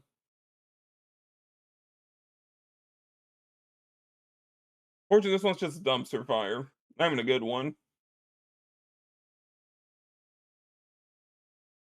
I picked up a new show a few days ago. Nausea, whatever it's called. Nausea? Uh, alright, so picture this, alright? Okay. You wake up on a ship with amnesia, and it turns out, and you're stuck in a time loop. Uh, Surprisingly. And the only way to escape It's to keep winning at Among Us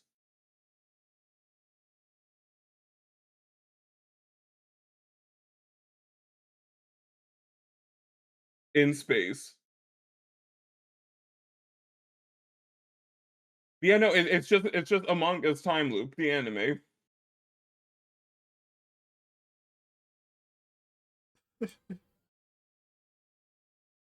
It's stupidly well animated. I'm not gonna lie. This show looks gorgeous, Glad. and they keep things interesting because like every single time that there's a new loop, chunks of the supporting cast also change.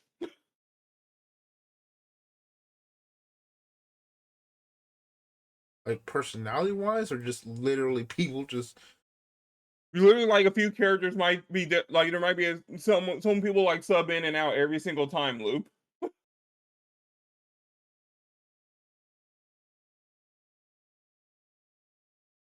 Uh, So man, I can't wait to learn more about this character. Oh, what do you mean she's not here this time? Okay.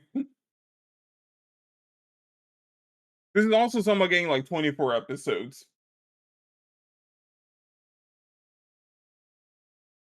Which, yeah, I can do it 24 episodes of Among Us. Or I'm gonna lose my mind like midway through.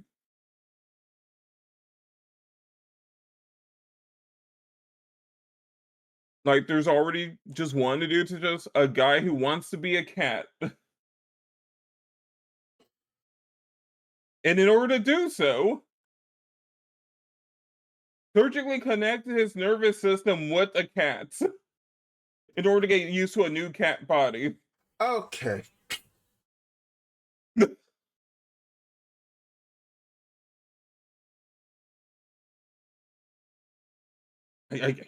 There's no other way for me to put it.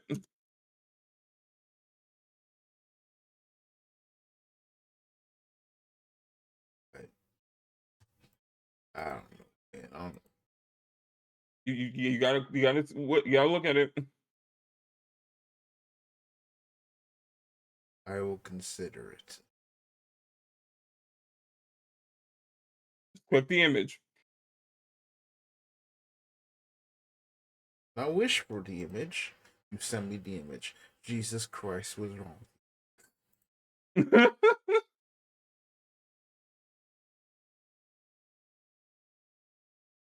I First, I can't. think this is the most that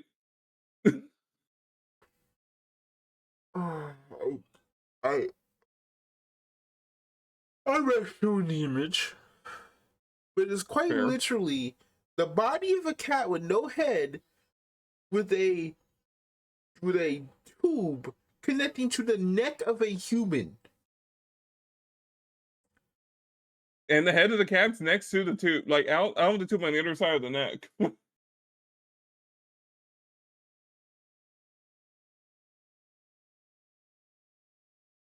In order to be the cat, he must first connect his brain to the cat. And then get used to the cat so you can then, just do a full brain transplant. World's most dedicated furry.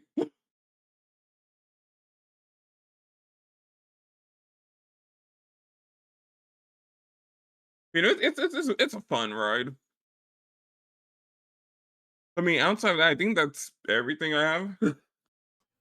Weird stuff today. Little light, kind of angry about things. Balance week, break period. Okay.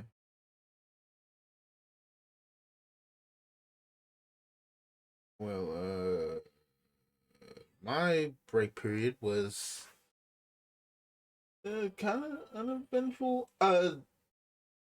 There's some things I didn't realize. So, for I played some Gundam last week. Basically, I went in. I was like, play some Gundam. Went with red purple, Hmm. and I won. I finally won a locals for the first time in a while. Nice. and then it was like really cool, only to then go like completely like winless next locals with the same deck. You gotta keep balancing it out. Local metas shift. They played the same deck. What? That's we're at a different meta. I'm sorry. Too weird. Too weird. I could have won one game if quite literally I had saw like anything that linked to Haman. Hmm. Like the Cube pretty much wins me the game, but it's like the fact that just I didn't see it all. Damn.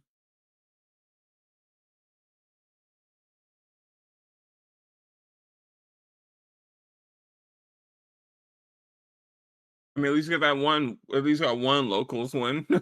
Yeah, but now I just kind of want the winner's version of momentary respite. So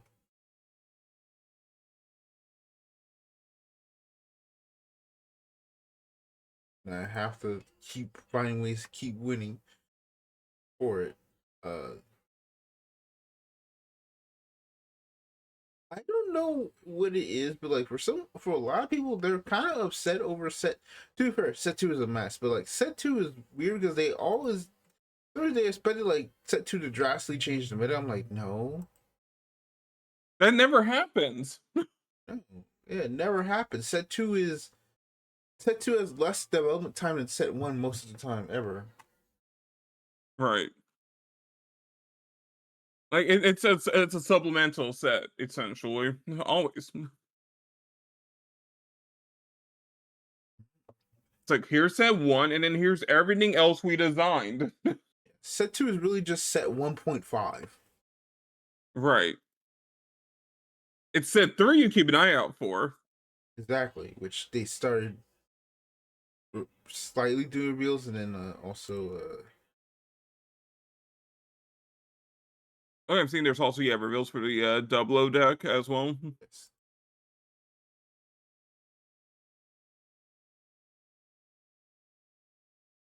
And then next week is reveals for uh um, Hathaway to release. Probably just gonna be Hathaway and the Kashi.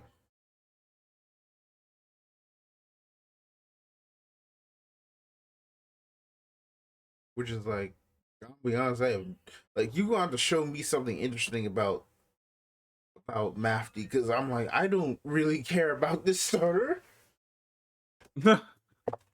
I mean, Hathaway is like in such a funny spot as a franchise. It's like we just don't care anymore.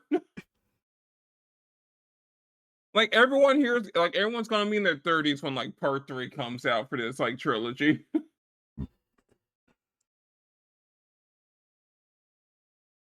Like, it's not that I don't care about Hathaway. I just don't care about the potential cards you could do. I'm like, what could you possibly do? Right. We know That I mean what that too. we know it's gonna be Blue at Earth Federation. Like, what are you going to do? It's like Mafty's the more interesting one, but it's like I don't know enough about Mafty as a group to be like excited for it. Like this is like the first like this is really for like hardcore old heads. Right. Hey, we got the Penelope and Because she, but it's like, and then, but it's like what like outside like one or two like suits. What else we got? right. Because I know for a fact they ain't gonna put a GG card in here. That's going to set three. Yeah.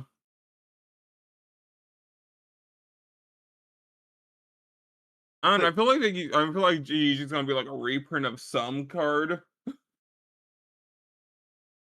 And then like there's gonna be a proper GG like card in set three. yeah, Hi, and you. Why is your model so nice if you got so few viewers? Also, that Zechs fucking Marquise over there? Yes. Don't Yes, worry it about it. is. Yeah, it's my good old pal Zechs Marquise over here. Yep. If was my model so good, cause why not?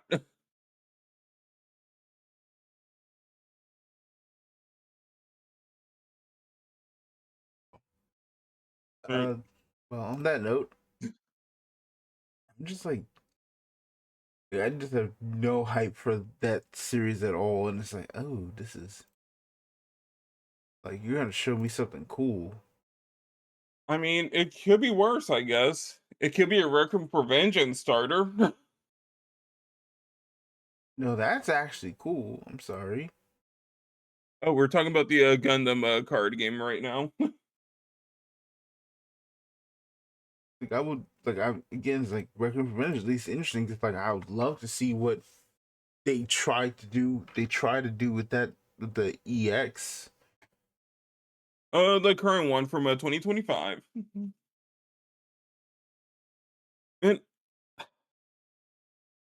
I wonder if you're just gonna like put a bunch of stuff from like part two into like a into the starter for Hathaway. Oh, I feel like they kind of have to. yeah, because like what do you have for part one? There's barely anything in part one. Part two like has, is pretty much gonna get. I don't get spoiled because for things, but I'm like, Marvel just seems like I just really I mean, think I about it, feel like like I mean this is more just me just kind of think about Hathaway itself. It's like was doing Hathaway as movies a mistake? it was such a weird. Maybe I think so because I'm Like like we. It's kind of like so far we all know how Hathaway ends. so far as we know, right? They could still probably do like a last second And change. Now, I'm too old for this stream, I think. Then we're all boomers here. Don't worry about it. Like they have to change the ending for Hathaway. They kind of have no choice unless they're like really want to do that ending. I It's a mean, little too political of an ending, even for Gundam. I mean, if they com- I mean, it's kind of weird things. Like if they commit, they congratulations, you actually had the balls to do it. If Right, not, I I feel a rant from a few certain YouTubers coming. If the changes one like you did change it to the change isn't even good. Because remember I mean, it's like the problem. because they changed Unicorn's ending. Yeah, yeah. I mean, I feel like this is the problem with like the UFC right now in this current stage, right? And like Hathaway in particular, being like Hathaway's novel being made before all these addendums to the UC. But in the movies, unfortunately, coming out after Unicorn and having to softly acknowledge the existence of Unicorn. Yep. But this is kind of like the awkward thing with like most of the post CCA pre F91 media is like you can't really do anything that changes the status quo that Right. much. And Because, granted, granted again, like Hathaway was made in that time before everything, right? So it's like right, you can really do, but it's like doing stories like that now is like, how do you change that? right. Like Hathaway works in a timeline where we stick to the original vision for the UC. Charles counterattack, Hathaway, nothing happens, and then F91, victory, G Savior, Gaia Gear. That should just be the universal century.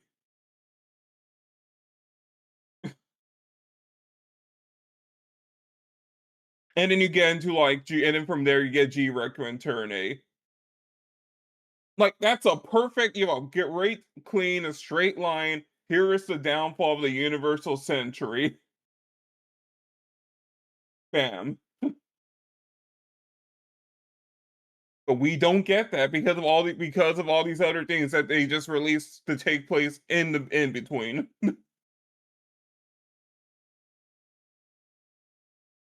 Like it sucks. Hmm. Trying to think it up here. I'm like, all right. I mean, another thing's just like blue right now is just kind of like it as a color in the game is just really boring. It is the white bread, even though it's not white. I mean, I feel like that's the problem with designing games that are like color focused. Is that wants to do the same thing Magic does, but like, here's the color with draw. It's like, all right, yep, here's the most boring deck in the room, like bunch in the room immediately.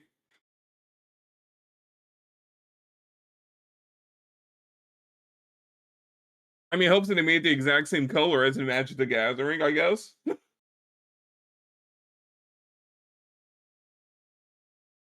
Blue means card advantage, and that's boring. Every time without fail.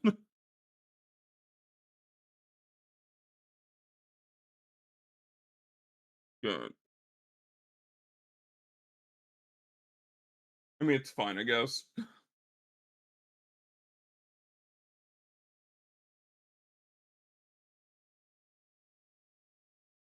Well, I think it's still like early out in Gundam as in the Gundam card game, where it's like we still have to see how things branch out. Yeah. Like we're still doing like card game fundamentals essentially, right? Yeah. But that I'm just like set 3 is I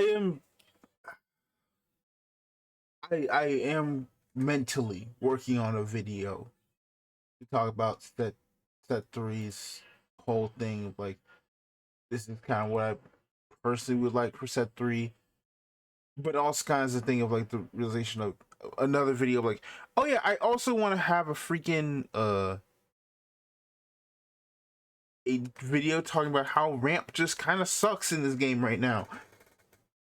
And by that I mean quite literally, no one is playing. They basically cut all the ramp cards from Wing, even Duo, which is like, what are we doing? What? Oh. Because why try and like why lose card advantage to ramp to Wing when you could just play white and just block constantly, just play nothing, and then up time to actually go into the Wing, which is basically like near untouchable unless you burn a bunch of resources still. Which is why people are like, I like how One Piece handles ramp. Just because like how the mana system in that game works, where you get like 2 turns, like, all right, here's a ramp color that also burns its mana permanently as a resource. And it just goes back and forth with the fun ramp.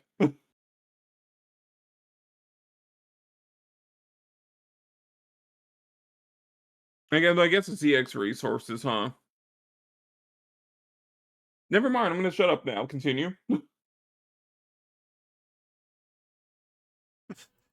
yeah, but I just think about, I'm like, age is like, again, we talked about it earlier, but like, yeah, age is so weird because it's like, man, a lot of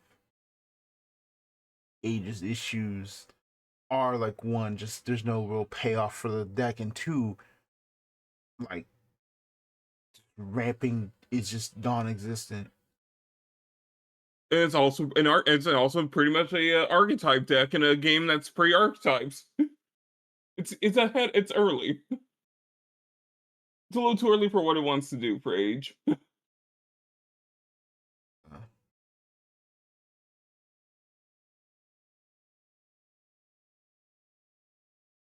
Which means if you buy in now, you're gonna be feeling so good when you're playing when the deck's great.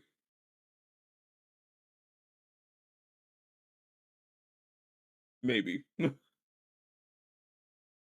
Yeah, I have faith in this set to do something crazy because right again, it's like this is the set that is like the not make or break, but it's like if you don't make this is like where you actually do make like a bunch of like heavy moves. But Yeah. yeah, it's just I can't wait for Double O, for Udyr Hunt and Hathaway just gonna have and like Hathaway's issue is not really with itself more so just with the fact that it's like I'm falling asleep here with you, dog.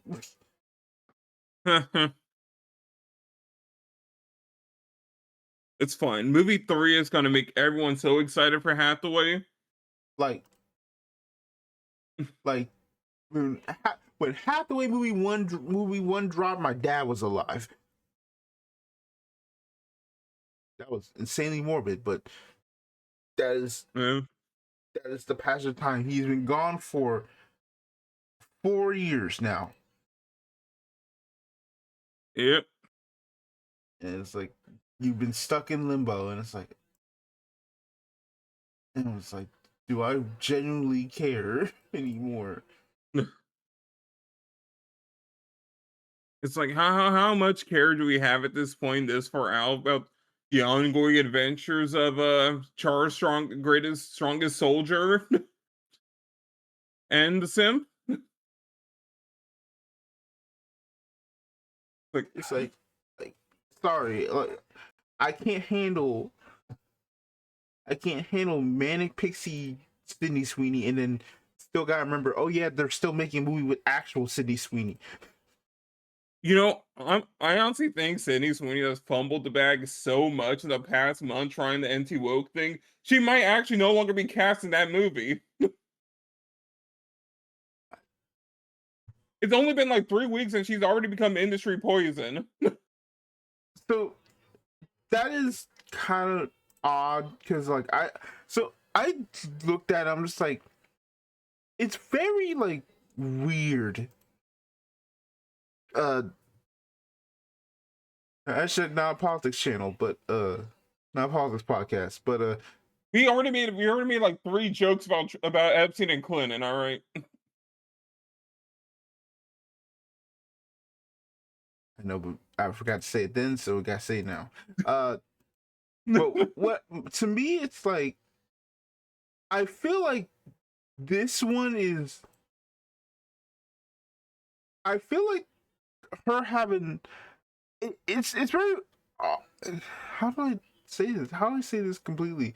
It's like it's weird to me. Like, oh, this is she's boxed up as poison for this movie because it's like uh I really didn't see a lot of marketing for this movie. This kind of like it's like very Mm, much a you kind of have to go out your way to see it of a type of movie, considering like the subject material, right? And it's like right. I'm not saying, and like I have heard the movie is actually really good, so it's like I'm not saying anything, but it is just like how can you not look at it in the way it is Right. after she's I had will say, back to back flop. She and all the right. three movies she's been is like she's been in flops. Like one was technically like right before the American Eagle ad, that whole thing. One came after, and then you have the interview, and then literally like a week later, she has a bottom 10 grossing movie of all time, bottom Uh-huh. 10 flop of all time, and it's like there has to be a correlation somewhere. Easy. You know what happened? I think I know what happened, all right? I think they kind of ran anti-woke into the ground that it's already over. It burned out harder than brand Twitter did.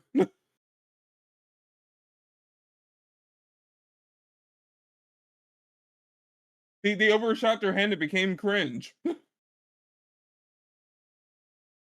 That implies they weren't cringe before. No, they were always cringe. But once they were like, we won, it only took like a few months, and everyone's already sick of them. Even more so. Yeah. Yeah. I mean, that's just pretty obvious. Like, I mean, just like that. Like they ain't even posting the copy pasta no more. They just straight up showing photos of Reb's VTuber at this point on any bad thing that ever happens. Honestly, I haven't been doing my part. I need to save a Rev folder just to keep reposting.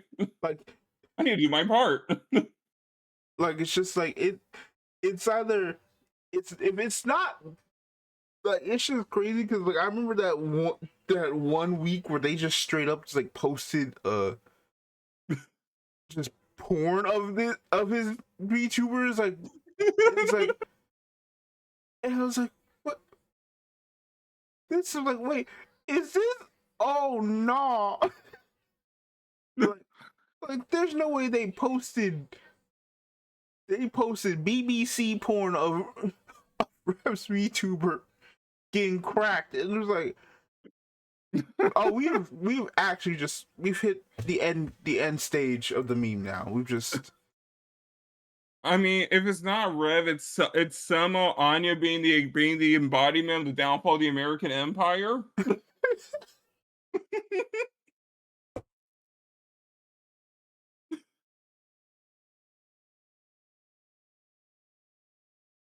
Oh yeah, fun fact. One of the stupidest things in Inazuma 11. Sorry, random tangent. There's just an item in the game called a crack burger. call a what Crack burger with a K. that is a random thing to bring in but okay I know you said the word crack like 5 seconds. I'm like, wait a minute. I just remember crack burger. But no, it's like, yeah, it's already over. And like, I feel like, I don't know. I think Rev's VTuber model is gonna end up in like a history textbook a few years from now. I'd rather not have him be in any history textbook. Like it won't be like his name won't be mentioned. But it'll just be like it's one like many symbols and what in like the 2020 section of history books. You're just gonna see like Rev in a corner and like a caption at the bottom. This cartoon character's statements made on blah blah blah blah blah gathered much attention circa 2025. just just make the character everything wrong okay uh, I mean yeah that's just kind of the long and short is like it's like everyone who would say bad things will happen are like it's like yeah the bad things happened and you not only didn't listen you explicitly kept trying to act like it wasn't gonna happen Right. I mean, it doesn't help that that tweet's kind of just so perfectly cringe. yeah it is generational it is probably one of the generational tweets of all time it's like yeah you congratulations dude you've led to the destruction of the American ecosystem you somehow destroyed the healthcare system Look, guys, we won. like who's we Right. And what winning? Anya still can't afford groceries. like okay, let's have this one moment to kind of like we've been talking about for a while. Might as well just put it there for the one moment of, hey, here's the one politics section. It was bound to happen. Let just so we can just get it out the way, right? Just the right thing. Don't have anything else to do. So, you know, during the one episode we had nothing else planned. We may as well, like during the variety one.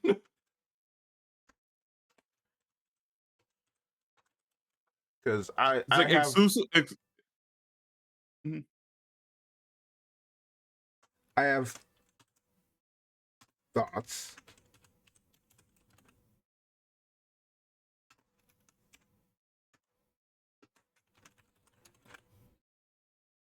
What the heck? I just completely butchered that all the way. Okay. Okay. Here we go.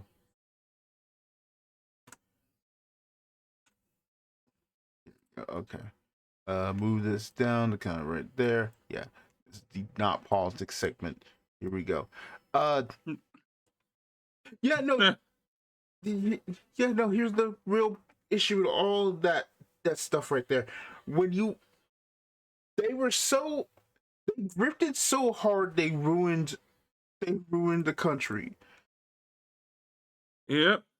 Like that's why that's why you again why I said I was so scared of becoming a grifter was not because I understood exactly was one I didn't understand exactly what grifter meant at the time, but two, I was just feeling that if I kept doing this negativity over and over again, I was just gonna feedback loop myself into just being negative all the time. And I just like that's not healthy at all. No.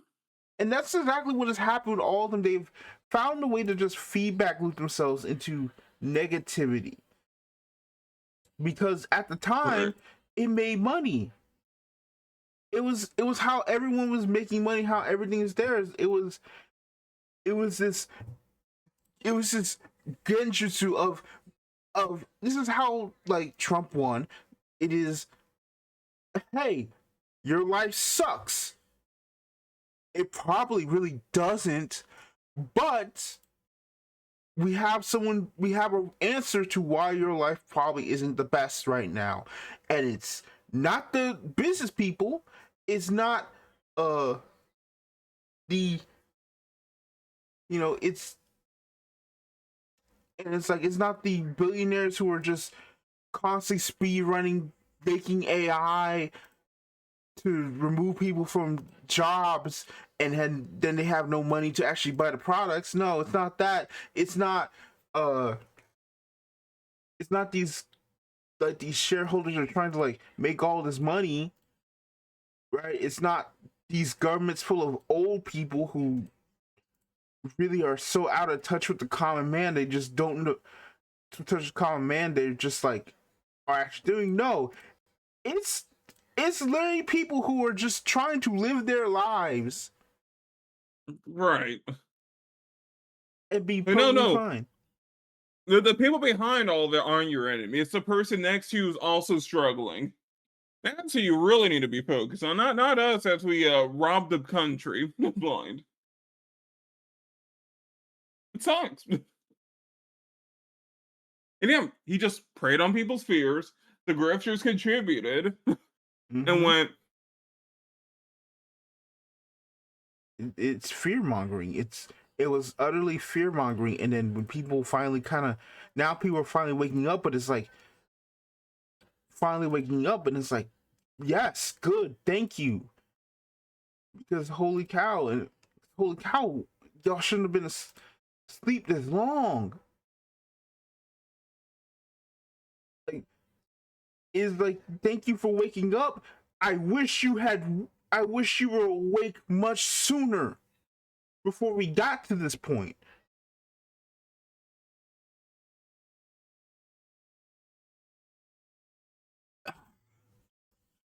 And then it's like, oh man, we actually did it. And then like I'm like, oh man, perfectly good. The Democrats pretty much got a bunch of W's across the board. Here's the other part of this whole thing, and why like people are like, oh, we got a both sides argument. Thank God a lot positive like things happen in that election, it'd be ashamed if the people who were the old motherfuckers who were already like on their way out anyway didn't just backstab us in the back all of a sudden 3 days later. Like, man, I love it when the people I didn't get to vote for because I know these people are just made a decision and they're trying to backpedal by saying, well, it wasn't working. It's like, what do you mean it wasn't working? You didn't for the record, I'm talking about the shutdown ending the way it did, and it's like just completely asinine. Like, what are you doing? Like, you gave like the Republicans are like the MAGA people basically lost their hello.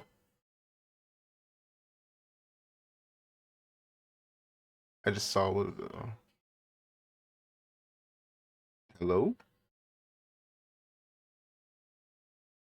What the heck happened? Hold on. I'm still going. I think I've been. Hold on. Let me disconnect and recall him. What's going on? Yeah, for some reason they just disappeared off the screen. I just noticed now. I've been ready this whole time. What is going on? Hello? What the heck happened? Of course, the politics part, the not a politics segment, gets cooked this way. That's great. Oh hi, Discord died. Apparently, I noticed because I looked at your stream. I'm like, wait a second, what the heck happened? What the heck is that spinning thing on your stream? Right. And I was just like saying, oh, I've been going for like a good couple minutes upset. I'm like, bro, what? I know. I caught a bit of it at the end. I was like, oh shoot, oh no, this seems like a good rant about the shutdown. Yeah, but like, I'm just like, of course, the not a politics segment proceeds to happen this way. Right. Uh, You know, it's perfectly timed, right? yep. So, that's kind of what I was trying to say. I don't know if I have the energy to say more, but it just baffles. Like, this is why it's like the grifters were one thing. The failure of the Democratic Party to have a backbone was a second thing too. The shutdown made that was so bad. It's like they should have just kept it going. All right, I think we can all agree. Like I understand. Like, listen, and I completely understand this. Obviously, I don't want people to go starving with, their benefits and whatnot. But if it's enough to finally wake up enough people to be like, hey, if the president is willing to let y'all go into Thanksgiving and Christmas with no food because he wants to cut your health care, not just him, but like the entire Republicans have been wanting to kill Obamacare, the Affordable, also known as the Affordable Care Act, for ever since it was even introduced. They've been wanting to get rid of that thing. They hate that thing. It is probably probably the best option? No, but it's like you have far from it. But there has to be something in place. But there's something in place for the American people to actually have some sort of health care. Not only have you been trying to kill it, you've also just not given a reason to replace it. You have nothing to replace it. Like, what? You have nothing to replace it because you don't want to replace it. You want these businesses, these healthcare things to just make money off of people dying. which is crazy. It's a death cult, like long and short of it. The cruelty is the point. And it's like, it's like just like if that was enough to be like, all right, how like you could call his you could have called like this is the perfect time to call the bluff because they lost elections. If they kept pushing harder, guess what? They're going to lose more elections, meaning when the midterms come, they're going like the Congress and uh Congress would probably get a more democratic grouping. Yep. And it's just it's just like you somehow like it worked. You saw it working right in front of everyone. Everyone saw it working. It's like, holy cow. People were finally like you're winning, and then you just threw it away. clutching defeat from the jaws of victory. Like it was right there, and then it just had to be a group of turncoats who were all just so conveniently either already going to retire or weren't up for re-election. It's like, yeah, we're just gonna sink the country. Like, cool, great. Now that Thanks. and on a pinky promise that they're going to vote on it later. Like what? Oh, okay, like a vote and not a yes. Cool, great. It's almost like they're gonna say no like they always did. It's like, And oh, now so we're you're gonna back, vote on and it? then we get Not nothing. today. Like they put up more. Like it is so crazy that like they put up more of a fight against Zoran Mamdani for being mayor of New York. Right. Not running for president, not running for governor, not anything else, just mayor. Granted, he is running for mayor. He was running for mayor of one of the most important cities in the entire country. But they put more work into trying to make that dude lose. Spent all that money on not endorsing him. Spent all that money making AI generated videos, including like completely bastardizing the I'm just a bill. Like you remember that I'm just a bill. Yeah, it That was a whole thing. pathetic campaign. The most pathetic campaign ever, spending all that money on AI generating stuff just to make him look bad, and he still beat your ass. Like the people spoke. They did not want you. They did not want Eric Adams. They did not want Andrew Cuomo. They didn't want Silva. Silva was the most goofy motherfucker out there, but like even he knew like I'm probably not even winning, dog. I'm just here so I don't get fined. I kind of need Sleevo to just stay around as a court jester. But like you like, had like we need a government mandated crazy uncle, okay? nah. But it's like you're just looking for all that momentum, and then it's like, and it was gone, and it's like they try to keep lying. It's like, well, it wasn't working. It's like, what are you talking about? It just worked. We just saw it. Like we cannot stop winning. Like,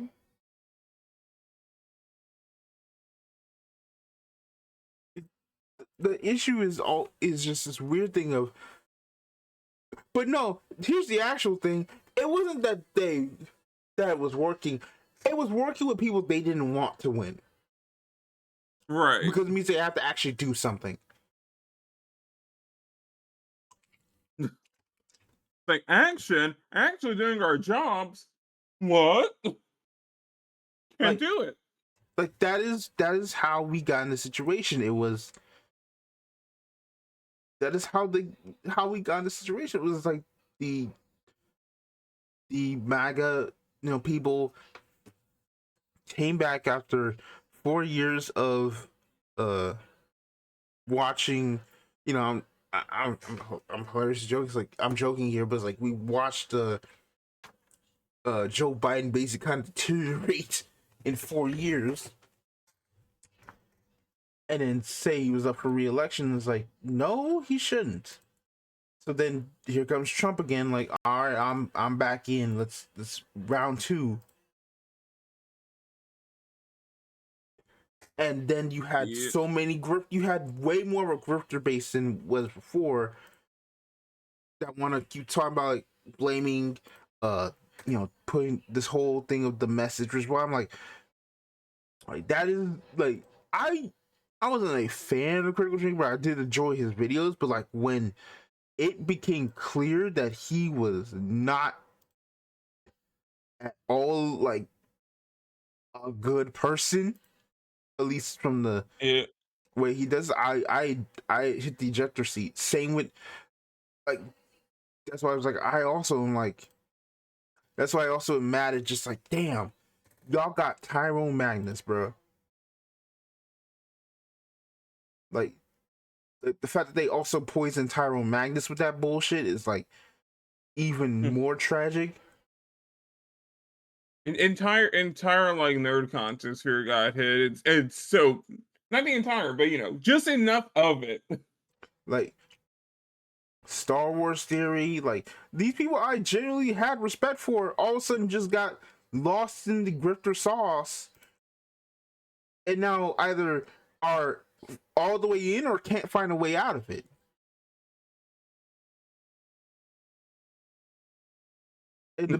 Or they're like, all right, I'm getting out of this because it isn't making money. Right. Because like that's what grifting is. Like it works until it doesn't. Yep. And unfortunately for them, we know your past. You're not going to be able to make the pivot. Enjoy being buried and penniless. I'm sorry. You chose your bed. Now lie in it. Yeah, that's the thing. They're trying to like the like all those like red pill dudes are trying to like be like, I'm out this stuff. It's like no. There's going to be a time where you have to kind of answer for your utter like crimes here. Like cuz you Right. did damage the youth. You damaged the youth. You damaged the country. You did damage to all this stuff, and it's like you want to just all of a sudden escape. Like, actually, Nah. nah. Sorry, Aiden Ross, you're not getting away. Like, sorry, dog, you're not getting away with this bullshit. Like, like that's what it is. Like, you're finally being held accountable, and you're not going. You're gonna hold you. People who should have held you accountable.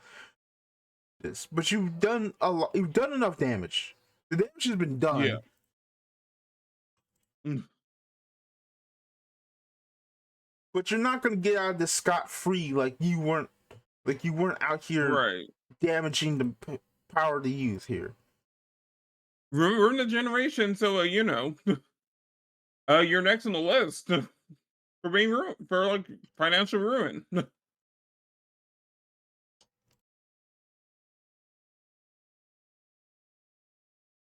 Like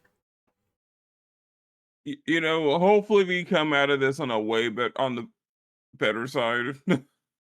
I hope so. It it was just insanely demoralizing seeing them give up the shutdown as quick as they did, Right. because it's like we have it is like I literally like damn y'all are how y'all gonna pull a bushy road and just kill the momentum.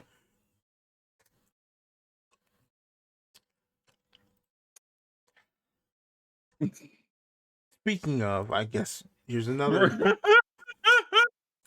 You know what? I'm going to cut this up and then I'm gonna. Speaking of Bush Road, at least Kadani wasn't on in the flight logs. There's our pivot from this topic.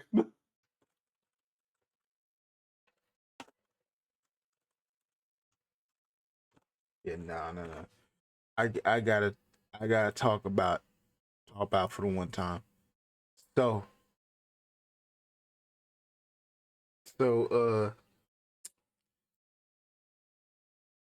I told you on the like I told you on your stream about the whole Yeah. new Argonavis or like slam dunk like project like Bushiroad announced that's going to be giving more detail at the Vanguard 15th anniversary.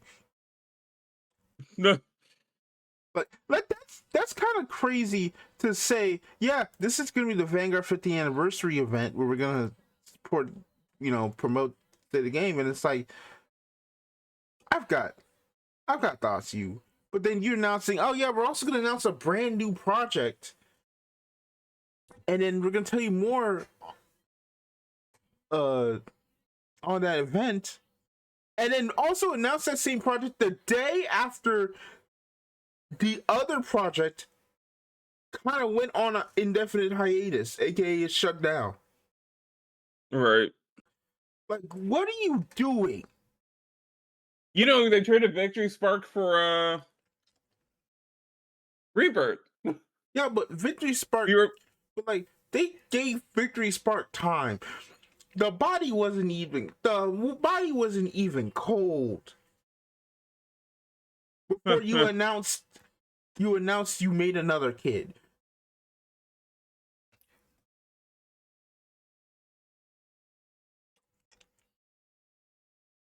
Yeah. And so it's just like, what are you doing? Like, why didn't you just put that money into Argonavis? I mean, it's kind of like, I mean, at least it's not. No, it's still worse than what he hated. It when Buddy Fight got announced dead. A few hours later, it's like, hey guys, here's Gate Ruler. Okay, here's another difference of that. When Buddy, he had the right to, because Busher was like actually on his ass every single day for some reason. Like they were 50 cent levels of hating on this man. If there's any time to be like, you know what? Hey, the game died, but hey, check out my new game, completely free of Bushiroad if you're fine with that. And it makes logical sense, right? Like Right. you're not on the same team, you're a competitor now. So compete. This is a different story because it's like this is if it is what we think, it is basically the same thing as Argonavis. You just made a baseball version where you could have just made a Argonavis band that had the same type of theming, which makes it even worse because I had this realization of they're going to actually do something crazy and make this group, if it is music related, perform the Vanguard opening, aren't they? Yeah. And I just Man, had this sick thought in my head of like, you're really going to, on the 15th anniversary of your, obviously it's not the big money maker. I think at this point it's safe to say that Hololive or Weiss is the money maker, but this is your original IP, your only right. original IP remaining, one of the only few original Yeah. IPs on the market, and you're going to combine that by having its 15th anniversary, something most card games don't ever do or ever get to, Right. and instead of choosing Jam Project, instead of choosing Daigo, instead of choosing who else? Uh Breakers is basically Daigo. Mamoru Miano. Hell, you could get hell, I will take a goddamn Roselia opening again. I will take Look, another episode of Bang Dream. Bang Dream. Hell, where the I'm so, hell is Kiryu at? I'm sorry, Miano's too busy working on that Ultraman movie for the 60th anniversary. all he has to do is voice act. I'm not asking him to be in the show. I'm just asking him to write a song. Like, write a song for a franchise you've been part of. Like, that's all you have to do. I'm not asking you to actually be a character. I need someone in the history of Cardfight Vanguard and its openings to actually be someone who makes sense for the actual like 15th anniversary of the franchise. I mean, look, it's not a special anime for the 15th anniversary, for the first season for the 15th anniversary show. It's not the final Divine season.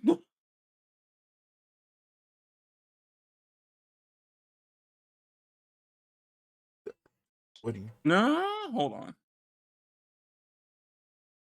It's like, like they could, we can get someone big for the second anime airing for the 15th. There will be two. I mean, yeah, there'll be at least two, I know, but it's still like you're going to promote a band that Argonavis fans aren't vibing with you. Nope. You got ratioed on Twitter, dog. You got I like mean, that's not hard to ratio Bushiroad, let's be real. yeah, but they got triple ratioed. It's so much that they actually had to translate the post saying it's going to be in English a day later because it's like no one was actually talking about the post, about what it was. Like they were just like, we hate, like almost everything was like, we hate you. Oh, we hate you. Like everyone's just so upset. It's like they just had to literally like try and like actually say, hey, we're gonna find more shit. Like we don't care. Like even there, no, like, oh Lord, ain't no way I should talk about. Hey, go ahead and just like say what it is. Like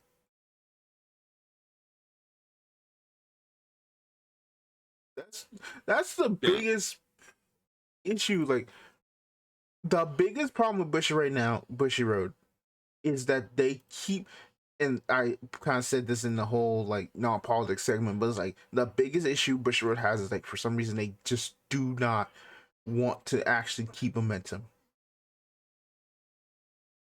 Like when they have something They don't. good, they just completely botch it for no reason.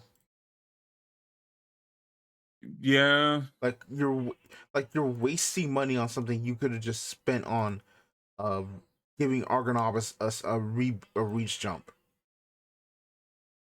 Like I'm not even really a fan of Argonavis like that, but I could imagine people who were like sad about it and then seeing like, oh, we're just basically doing it again.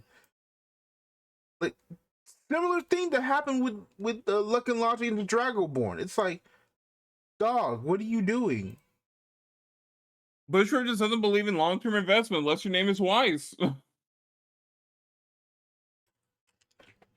Well, obviously they believe in long-term investment enough, which is why they've still kept Vanguard alive as best they could for 15 years. Okay, I wouldn't say as best they could. All right, let's be honest. No, without doubt, I'm being facetious here.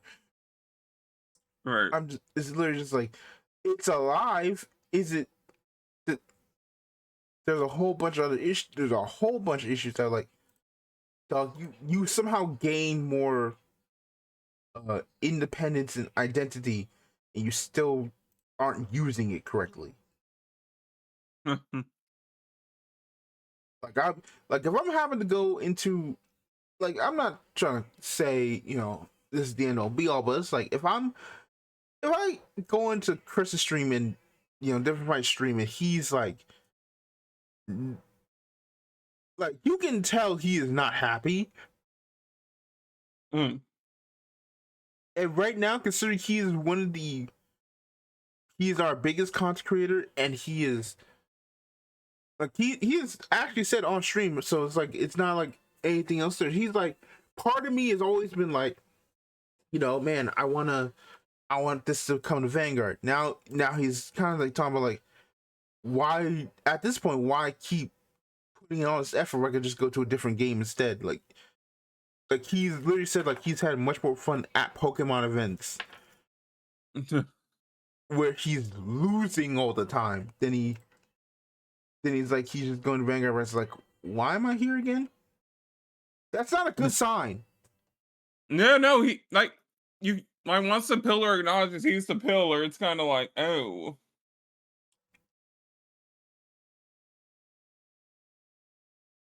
It's like, yeah, like there's I feel like the problem in Vanguard, right? Is like there's nothing to be excited for while Kidani's in charge. I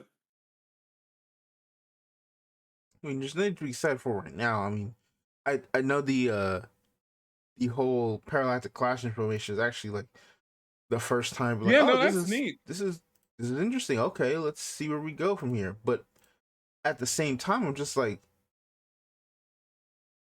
I have a bad feeling about this 15th anniversary stream. I'm like, what could you possibly do? Like, it's more just, it's not because I'm like, oh, they probably have some ideas. More like, I just don't know what you could.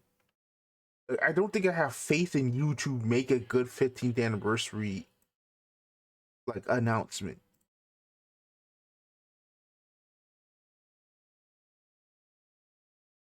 Like, we've already been like, all right, you've already used up another Royal Paladin encounter for set 12,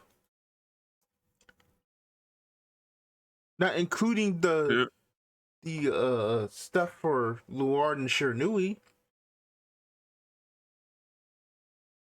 Like, you can't use it like a encounter for in anime is not going to be the same. It's not going to hit the same. Nope.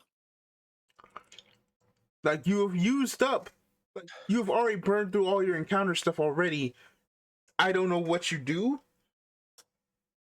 Like, Honestly, I would still just put the episode just put encounters in the anime. Like just epic. Sorry, we're doing the crossover season you guys have been asking for. uh, like freaking I'm trying to say, like I remember, like I am just kind of like I have so many thoughts in my head about how I just don't have any faith in them actually making a genuine, like, interesting attempt at making a good anniversary presentation. Like, not Right. like I just I'll don't be know. right back, right? Okay, uh,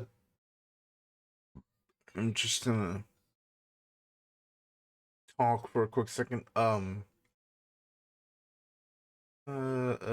Well, I got my thoughts.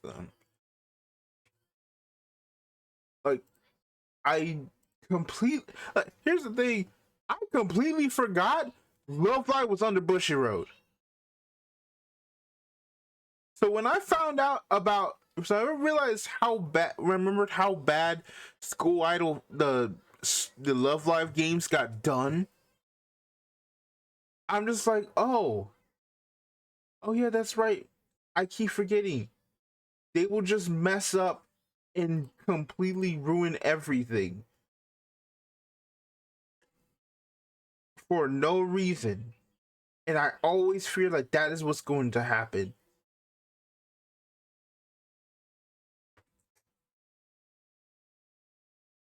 Because I'm just like, I know what's gonna happen is like we're not gonna get some sort of uh we're not gonna get a premium set. If we do, that's cool, but it's like we're still like very far behind. We're definitely not getting a reset. Like I just think about it, I'm just like, man, nothing they're gonna do for Vanguard's 50th anniversary is gonna be good. Like, it has to be insanely shocking. I Everything I think of is just a nothing burger because I don't trust them to do it right. And because of that, it is very hard to be excited,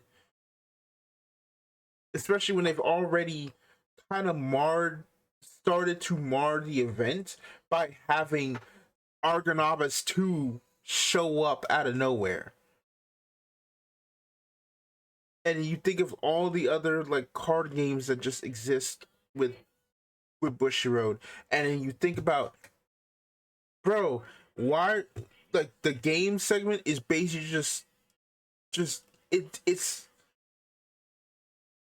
I don't want to be negative to the developers of the games. Developing video games is hard, but it is just anime game after anime game. It's not a visual novel. It's pretty much just like a Yeah. bunch of visual novels put together, and it's like the only game you actually did try to actually put your effort in was Hunter x Hunter and then Impact, and it's like, what are you doing? Oh yeah, no, the Vita like 15 anniversary, like I feel like the make or break here for Vanguard. It is. We're gonna say this like every single podcast. We need an actual proper digital client. Yeah, that I mean, I Like we're kind of doomed. Like Vanguard is kind of doomed if they don't announce something this coming year. like I've said this before. Like, I don't think a game always needs a digital client to be like this, but damn it, It if doesn't it won't always. be like, but damn it, at least that would be a Kickstarter for the hype of the game Right. again. I went on Twitter, and I always say that I just keep being upset about it.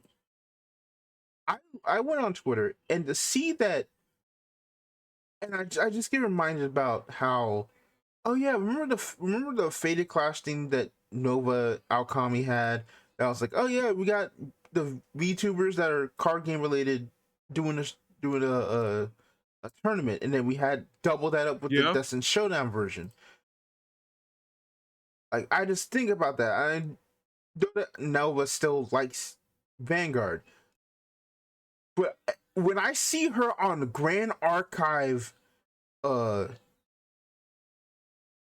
when I see her on Grand Archive, like, promotional material, I'm just like, how did we?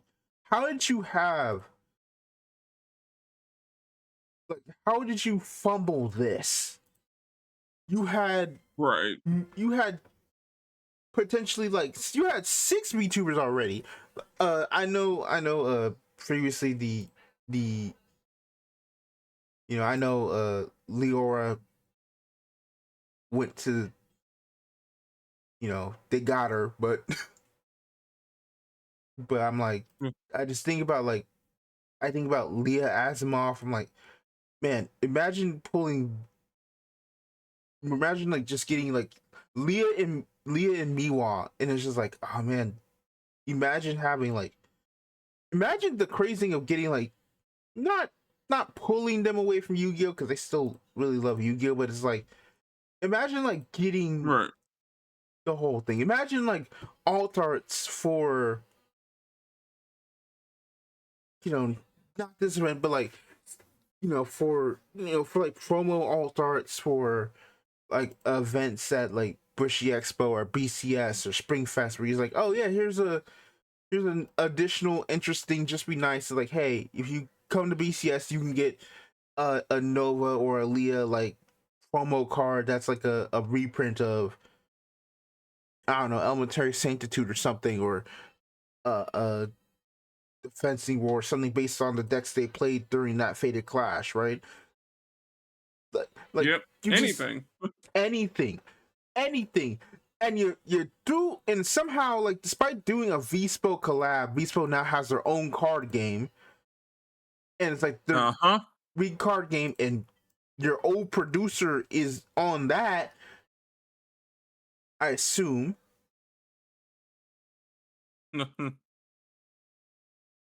And then, Honestly, wouldn't be surprised if like every single ex like Vanguard producer that got booted by Kidani just all make their own card games.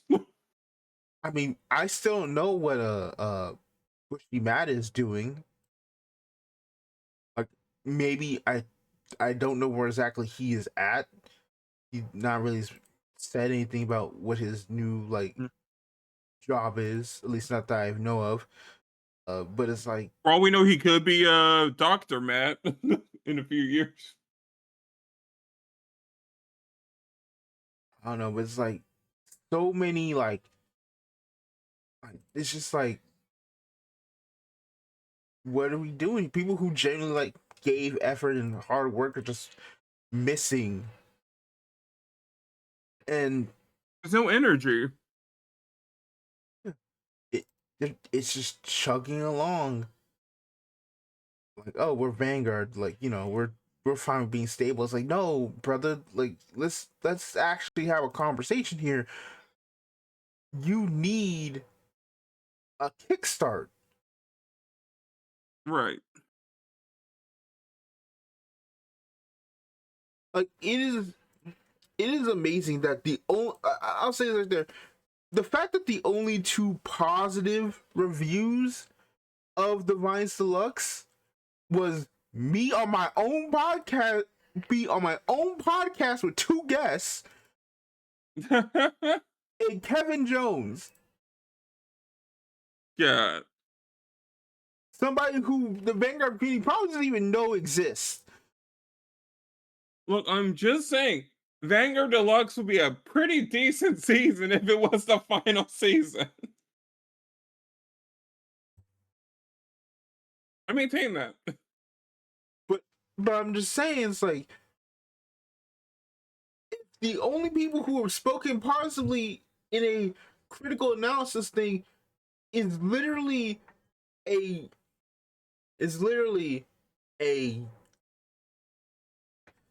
a kind of like very low uh a low subscriber channel, and me,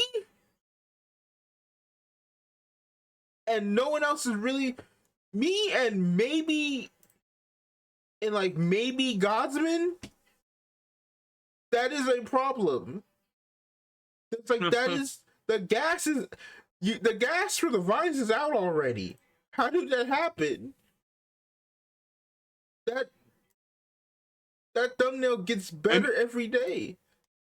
You know what happened? Akira has gotten more drip. All I could have needed was like a jacket, and like the Vines Deluxe would have been saved. Alright. Like, yeah, I hate that he is still in that same stupid outfit now. Like, come on, dog. Like, why are they so afraid to change his look? Like, Chrono got a new outfit. Aichi got a new outfit every season. Chrono got a new outfit every season. Chrono grew like a foot between seasons. But for some reason, Yu got an outfit change from overdressed to well Everyone dressed. gets an outfit change. But Akina's Except just for some strange literally reason. stuck there. It is actually insane that they just do not want to actually change anything about this dude. Like, I feel like the only way he'll get it changed is if they kick him off of Rezile. Which might actually happen this season. Let's be real. There's like a very high chance Akina's about to get hit by a truck. Not literally, but like metaphorically to his character. Maybe. I can't even hope for that anymore, dog. Look, if you're introducing some weird like mystical isekai tower that's flipping people around, you may as well just actually go, oh sorry, there goes Akina. Oops, he's back like 6 episodes later in an edgier outfit. Like, bro, they gave Yu a fan art outfit. Right. They never used that outfit once in life in the entire franchise, but he got a whole different outfit for an alt art. Right. Look, it's alright. I feel like there's like at least like one. This isn't gonna be the last Divine season. I'm gonna say this again. No, it's not. We have at least one more Divine. It's not, because there's no way you have a plot like that in 12 episodes. Right. Like Divines is never ending at this rate. They're gonna keep finding a new stroke for Akina to deal with. I'm probably just gonna record that video tomorrow and just finally put all this into a full video and just be like, all right, we need to generally have this conversation about Bushiroad because Yeah. it's time to actually just like put like actually like we're talking about like put these people on accountability. Then yeah, we gotta put Bushi on accountability. It's like, hey, Bushiroad, y'all suck. Y'all Like, kind stop of killing your suck. company. Like you keep making in asinine decisions that just do not help anyone.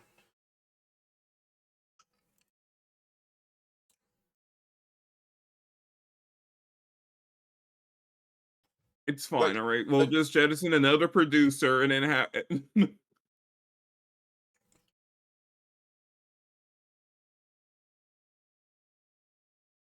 seems to work. The game gets a tiny burst of life every time it switches producers for like 1 or 2 sets, and then we kick them out again. we can't keep doing this Why not? because at a certain point you're just gonna burn every bridge around you. And when you do that, there's no one to help you because they either you've gotten everyone who can help you, or you based that they've said, "Hey, don't go there."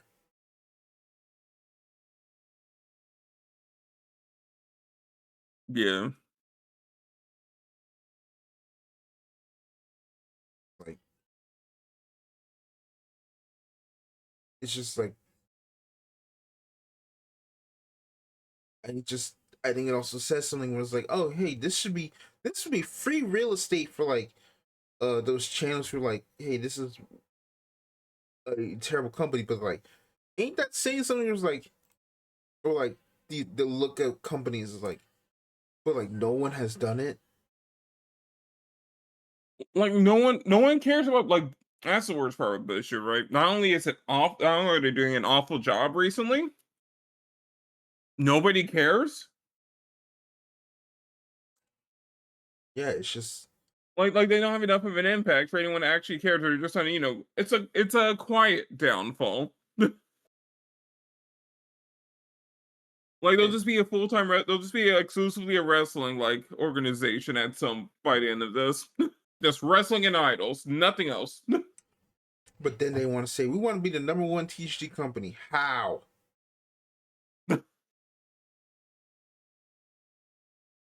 We will totally make Vanguard great again. Don't worry about it. It's like how, like, genuinely, like please give me a roadmap. How? How do you expect to be the number one TCG company? You keep releasing stuff that is overthink. Keep in mind, remember the strategy presentation for English?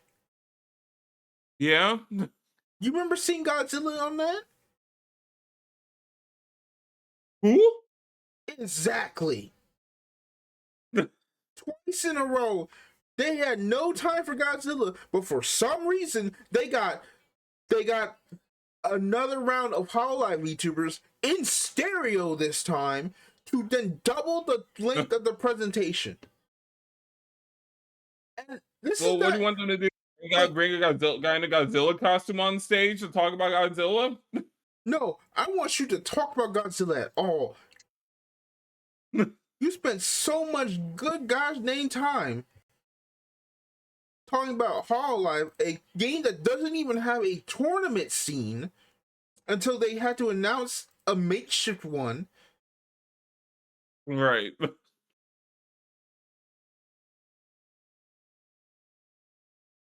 But at least in the You West, and then it's like, oh, but it's like, okay, but I like I'm actually gonna make people mad. I'm just be like, you know what? Hololive Hololive is a disaster in the West.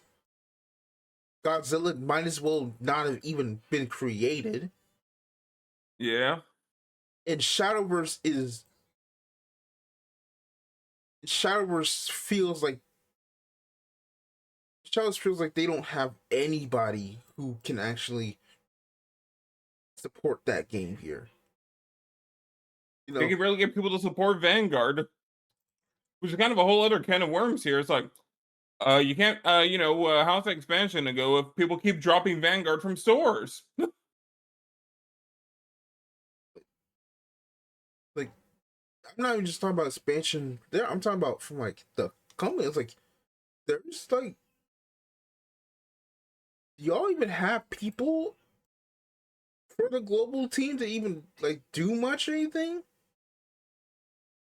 Like I can't keep going on the website learning more information from a presentation that just happened. Yeah. Like it can't keep, we can't keep doing this, dog. It's genuinely like absolutely pitiful, and you keep saying you want to be number one TCG company. You can't even TCG company. You can't make a fighting game. You can't even get a fighting game to run correctly. Arxis had to delay Hunter x Hunter Net Impact I to still don't put even in know why rollback. they even like went with To, Net Impact is such a weird game, and if you think about it, it's like, what are you guys saying, like publishing a fighting game?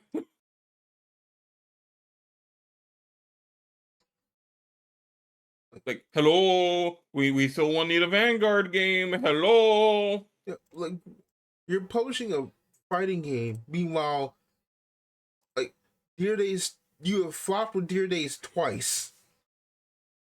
Like, if you're gonna release a fighting game, at least give us a Vanguard platform fighter. Yeah, do something with your own IP. I understand it's like, oh, Hunter x Hunter is like still thing, but like, dog, Hunter x Hunter is. I I don't want to be.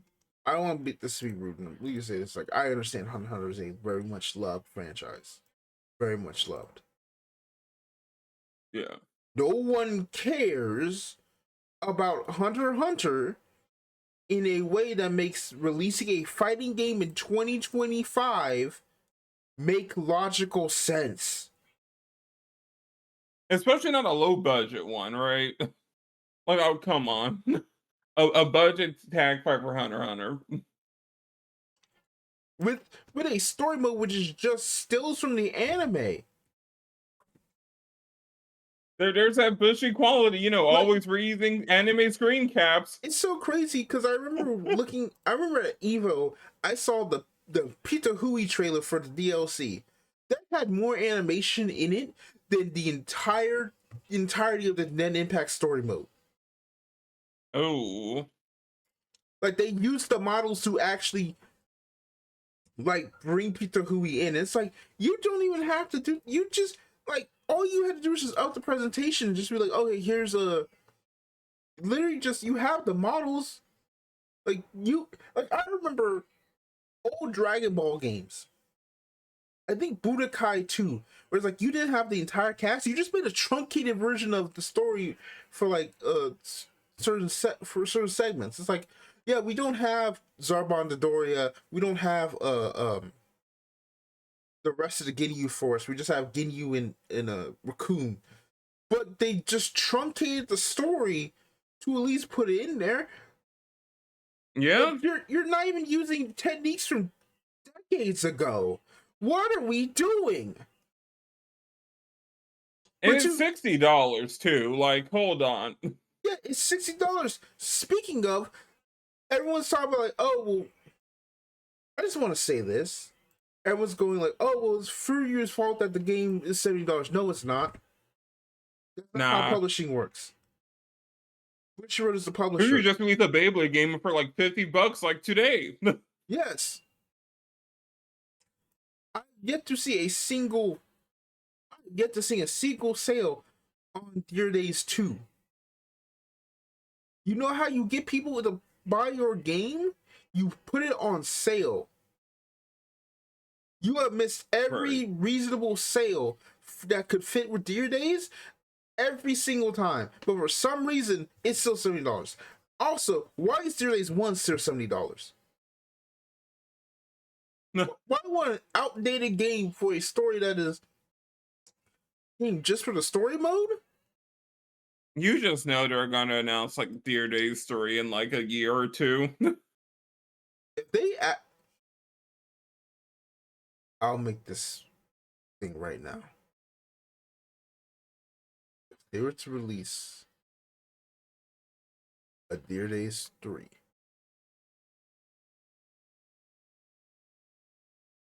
and they announce it on this upcoming strategy presentation,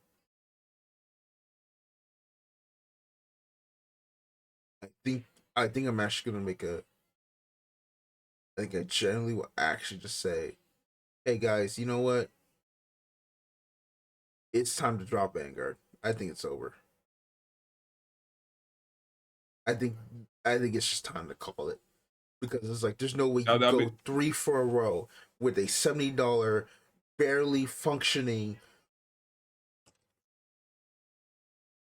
like barely functioning visual novel with only Japanese voice acting from voice actors that is cool from the anime, but they're not like if it was like the heavy hitters, that's a different story, right?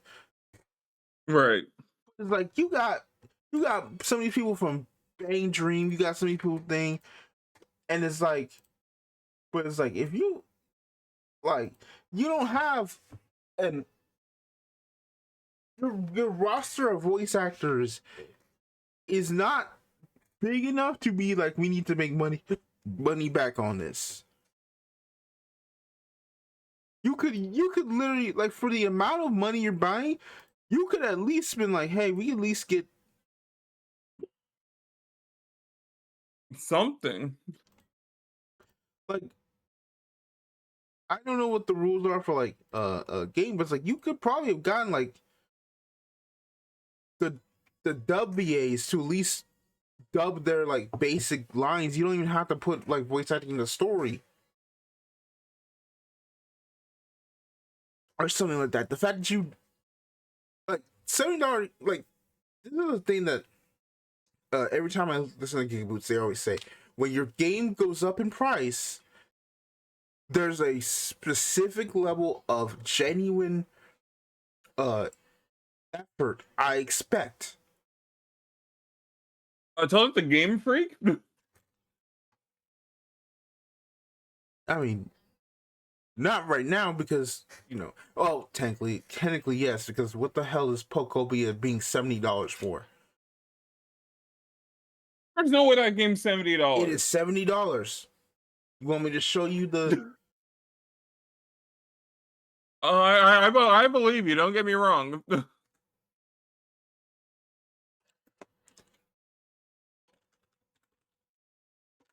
Oh, I'm seeing it right now. Okay, and it's a game key card. Yes. Oh, that's rough.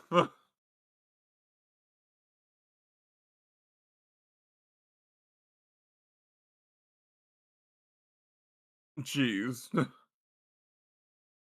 Back in my day, Pokemon games were $40.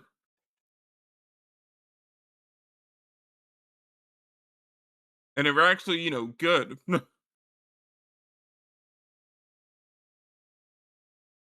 it's like at least I can say that it's like what? Hey, I got my $60. I'm getting my $60 worth out of uh of, up Legends EA. ZA? I'm not getting the DLC, so like I don't have to talk like, oh yeah, I pay $100. No, I'm not. I pay $60 on my Switch One. I need to pay 500 for. I need to pay 500 for a glorified Switch 2. I have to pay that. I am content with what I got. But you push any further and you don't up the quality, then we really got a problem. Right. I skipped out of Scarlet Violet specifically because of that. I'm like, because I saw how utterly broken those games were, and I'm like, nope. Even I cannot, even me, Mr. Glock Glock on the Pokemon stories, would not deal with that. You got me all the way effed up this time. So it's like Right. I can't do it. That's why I'm just like, that's why I'm like, there's things you gotta have when your game costs $70. Because it's just like you're adding $10 extra to it. And in America, right now, That means something. that means everything. Like no one's paying $70 to try a card game. Yeah, no one's paying $70 to try a card game with a mediocre ass visual novel story And with a non-existent player base.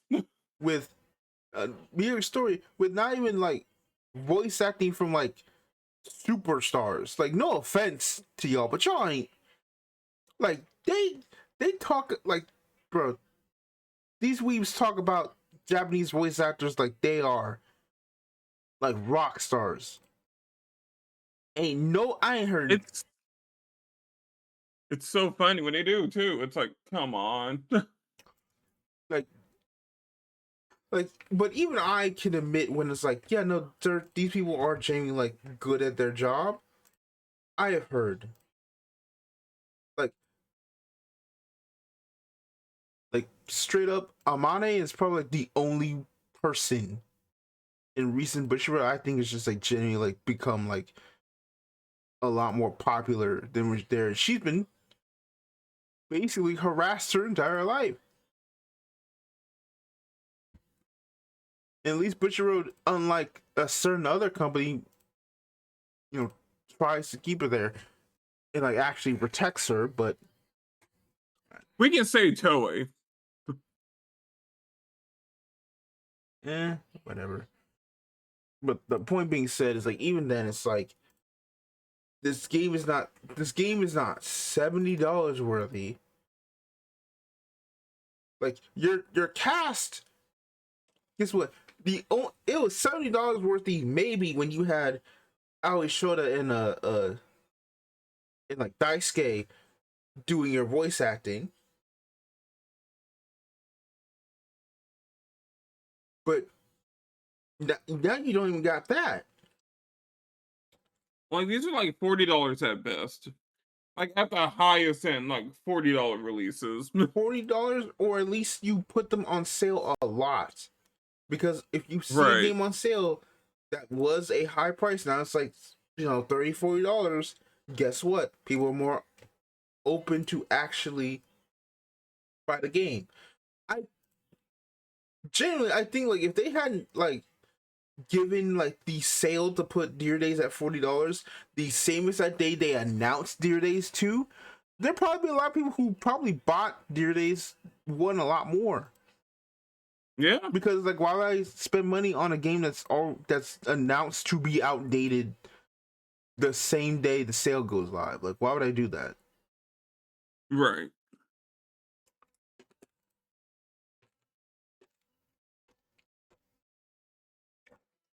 Like, there's no point in Dear Days. I mean, no. There's a point. I feel like Dear Days, like they also have fumbling for Bushiroad. It's like, all right, COVID happened. A lot of people were indoors. The digital scene for card games, there's a niche here. Vanguard's a lot more stretched out in terms of support. You know what? This is the perfect time for a great online experience. Nope. Just no. I understand like games take a while, and like obviously you can't determine the whole thing, but it's like that's why Dear Days 2 is more disappointing, because like at least Dear Days 1 you get it past, because it's like, okay, listen, Master Duel literally like showed up at time and actually changed the game. Like Dear Days is probably already in like production at that point. There's no way to really like move that. Right. Dear Days 2 being absolute garbage, dick on the ground garbage, is no excuse. Like, you had 2 or 3 years to actually like improve that game genuinely. And, like, Right. and what you did is the same thing you did with Love Live, which is like you just basically just made it slightly shinier but it somehow works less. You know, hey, remember that there was a spectate. Do you remember when Dear Days 2 launched and there's a spectate feature? No. Yeah, because it got patched out because it didn't work. Oh my god. They have yet to put it back in. You lost value. You Dear Days 2 launched and you lost value. My gosh. You losing content's special thing here. It's just amazing. Okay. I'm gonna save more of this fury for when I wake up tomorrow and find just like having it, because I have to say it. Like, I have been stun locked on how to actually like talk about modern Bushiroad for like months now, because I just want to get on to making videos again, but it's like I can't even. It's a hat trick of failure. It's like I get stun locked with this. I think what it is, I get stun locked with depression, with sadness, and rage every time I have to think about doing it. So I'm like, I'm just like, I don't want to do it, but I want to do it because I want to move on in a cathartic manner to finally put this all out here and just be good and done and finally stop talking about this and just talk about Vanguard normally. Even though the next video I would do after that is, I'm not sure the 15th anniversary is going to be good if I separate those two. I mean, the hard part is like, when do we even like feel like it's coming up for Vanguard for the 15th anniversary? I don't know. I mean, obviously, there's obviously the, when you see it, it will probably be hype. But at the same time, it's like, do I even want to see it?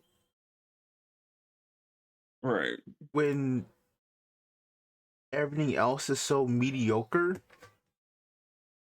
It's like, you have to, like, literally, the best way to promote the 15th anniversary is to basically just do a flat out overhaul of everything. Like, That's it. We're doing Vanguard K now.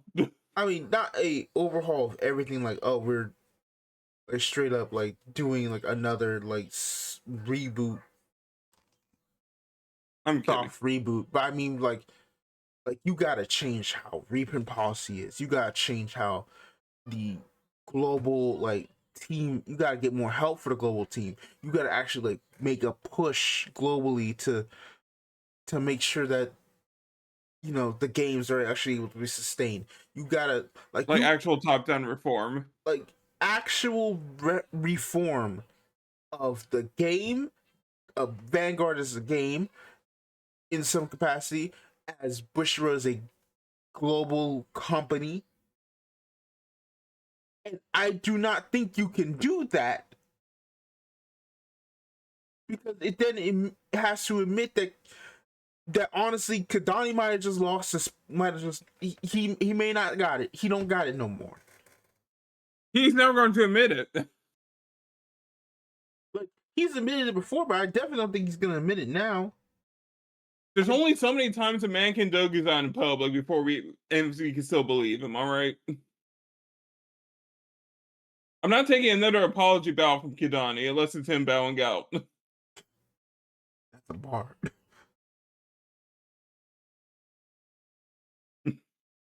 The genuine bar right there. Don't bow unless you bowing out.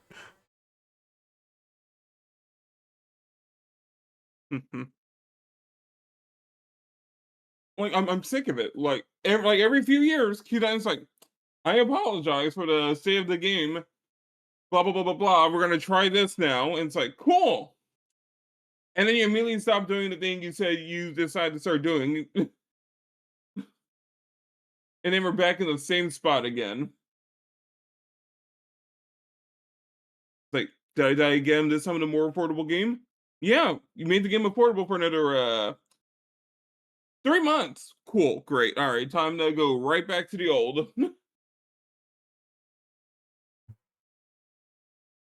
Like every time with them. Like, oh gosh, like the fun, like, and even when it's like you go back to try and like do an old idea, you try and like reinvent the wheel and it just makes things worse. Like, yeah, man, remember the $5 start decks we did? Let's make them $3, but they're full of all vanillas. But you need them because we added a whole new mechanic. So you only get in these starter products. Also, you completely ruined the English version of this product by tripling the price. Yep. And it just so happens to be the only time that GameStop actually puts like Vanguard on store shelves, and it's like they have to, because of how MSRP is, they now have to like they double the price. So it's like, oh man, look at this game I've never heard of. Why is this starter deck $30? And then they buy it only to find out that And it's vanillas. it's just a bunch of vanillas. Hey, where's my cards? Oh, you gotta buy the actual set. What? Can I What? buy the actual set? Well, it's on the GameStop. Yeah, it's not the GameStop. Okay, go to the local card shop. Hey, you go. Okay, well, go drop the local card shop. Hey, do you have Vanguard? Nah. What the hell is that? Well, that's it. Hey, what's this deal day? Say, oh, $70. I just Like, bought a $30 deck of vanillas. it's just, it, and it's like that's the problem with Deer Days, like Deer Days 2. It's like it's not that a game like Deer Days in Deer Days 2 can't exist. I like having games that can be played online and offline. You don't always need. We literally got the Shadowverse games, and those were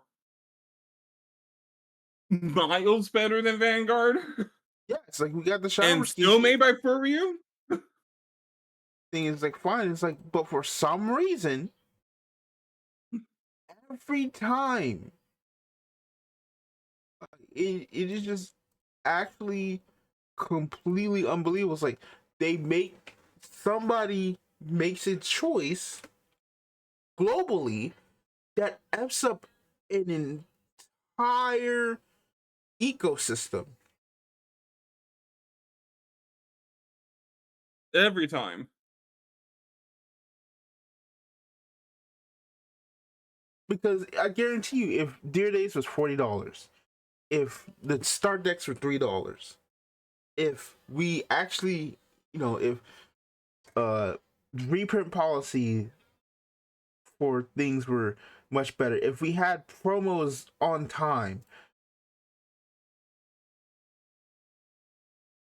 right? Like that's another thing. If we got the promos on time, like it's so cool that the set 12 will have those promos from Uquick that we've all been missing. But why the hell are we getting promos from like a year ago? All right. Also, speaking of Uquick, why the hell is Uquick still not actually out? Why is it that all of a sudden like Skyride gets this whole thing, but Uquake, which is also another Vanguard property, isn't released in English either? Yeah. Like, like what are we doing? The original Vanguard manga got a release. We didn't get one for G Strike Generation, but or Star Road. This is Uquake would have been a good thing to do, and then you hype the Skyride, and then both teams are eating. Because guess what? The Uquake Right. promos are probably going to be a lot less expensive. Saragon is still $30, despite the fact that it's out of every competitive deck imaginable.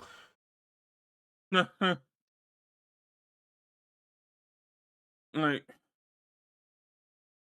you know, I feel like the promos have been like such a good scapegoat for like all the other major problems when it comes to Vanguard. Oh, Or maybe that's why the promo situation won't change. It's like they're such a good like magnet to distract. and that's why we can't get this. See, everything else top to bottom in Vanguard's bad, but you know what matters really? Promos.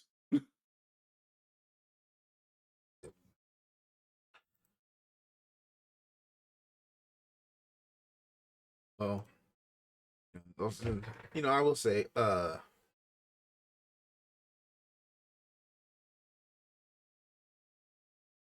just realized, am I still on my break recap? This is a writing stream. We don't need sections here. I know, but I'm just thinking like I was still build a break of my own like personal break recap, but yeah, it's just like oh my god, I'm just like I think what also kind of pissed me off was that I had to like speed run buying a Shadow Swamp deck for Houston. So I died by Swordcraft because I'm like, why not? At least I can actually play Right. Rami in there and whatnot. The most important card of the deck is $30, and there's no. When I bought the deck, there were no copies on it on the on TCG Player. Oh There were no. copies, but it was $35 or so. The Evo was not on TCG Player; it was out of stock. And I found out, oh wait, they did reprint the card. Only the regular card though. The Evo wasn't reprinted for some reason. So Yeah, it totally makes sense. So despite the fact that the deck was pretty much like insanely cheap, the one albatross of the deck being its I guess you could say prime finisher being out of stock everywhere, it basically means like I'm pretty much only going to the Shadowverse BCS scene to probably just cope and pray that I get an invite somewhere and I just like outplay people who are just like I don't know what to do day 2 and I didn't want to play Vanguard. But then again, this is also the same. Like, keep in mind, if it's a small group of people who are there, and there's like not another thing, there is a high likelihood that all those people are just killers, just straight demons. Metaphorically. Metaphorically, yes. But it's like, so now I'm going into a tournament with a. I pray that they have the card in stock at the venue. You know, classic strategy. If not, I'm going with the scuff list. And I have had no actual practice with it because no one in my area plays Shadowverse except for the Vanguard dudes, but pretty much just like I am going to locals tomorrow not to enter the buddy fight sneak. I'm going to hope and pray that someone actually wants to go and like wants to actually have like practice for Shadowverse. Because I made a choice of like getting a deck that does not that like I want to okay listen things I wanted to play Abyss, but I saw like multiple Abyss builds. I'm like, oh this deck is kind of a bit too pricey for me right now. So I'm like, okay, well how about Sword? And I saw all the pieces for Wasteland. I'm like, oh Wasteland looks insanely cheap. Not unknowing of the giant brick that was about to hit me when I found out the card that is played at 3 of at max capacity in the deck was not only $30 for its main deck part, but its Evo was literally out of stock everywhere. I love Prime runs when it comes to Vanguard. I mean, it comes to Booster. It's like, oh man, that was like one set ago. No, it was actually I think it was hold on. Let me look this up real quick. The card Celia. The card was actually 2 sets ago. All right, so it's like buddy fight. If it's been 2 sets, a card just vanishes. And it's out of stock again. See? There was literally only one listing. It was $45. Someone bought the $45 card. Like, there's a critical issue with like the way Bushford and like pre-orders and whatnot go, and that there's so little stock. Yeah, because Cards will just vanish forever.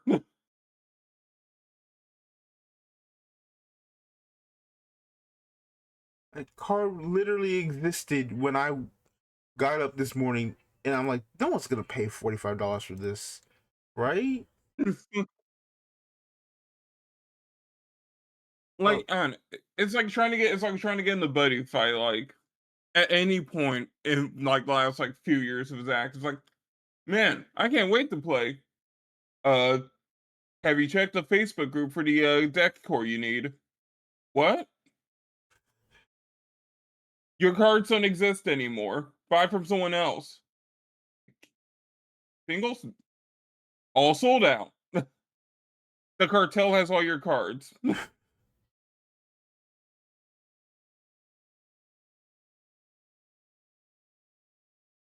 Like, you've heard of Discord fighter. Welcome to Facebook card game.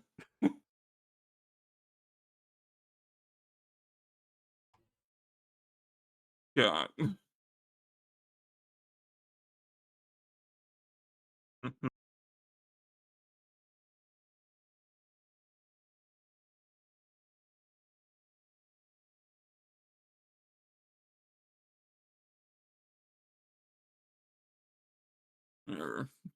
It is just, It's rough. it's just so asinine.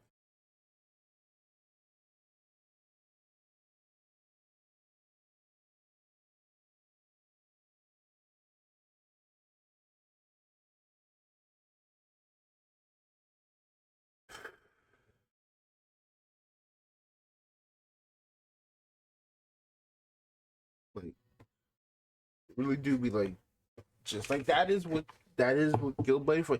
Keep in mind, I just happened to choose the one deck that had a card.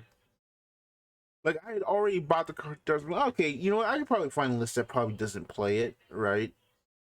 Yeah. You know, I was like, it can't be that bad. If anything, you'll probably find a separate thing for it.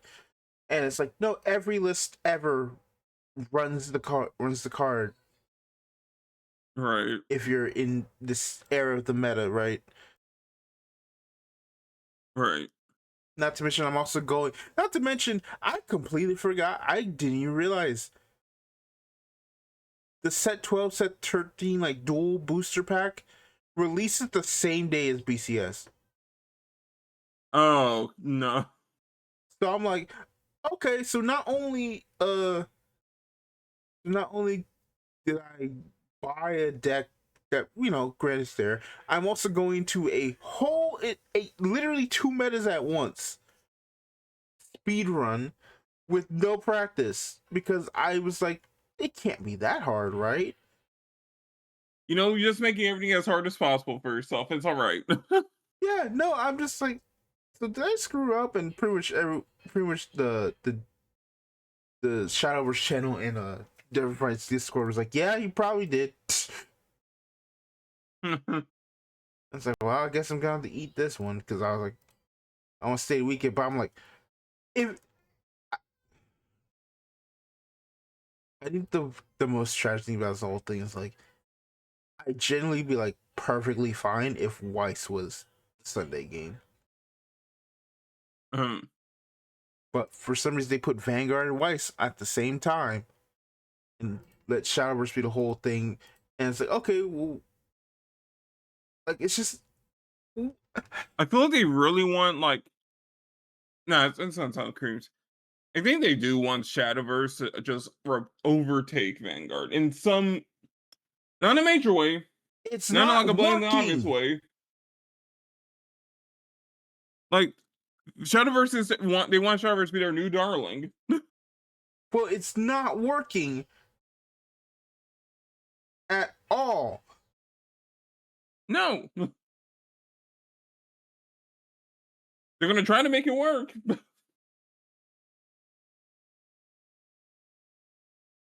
But imagine for them, it's like, lower investment, side games is taking at least some of the heat off of it.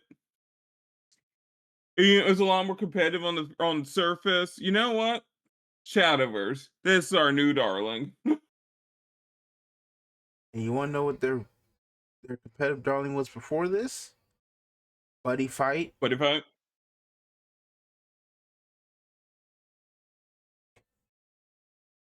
Like, well, depending on who you ask, they had to kill Buddy Fight entirely because it's put on the greatest cardboard known to mankind.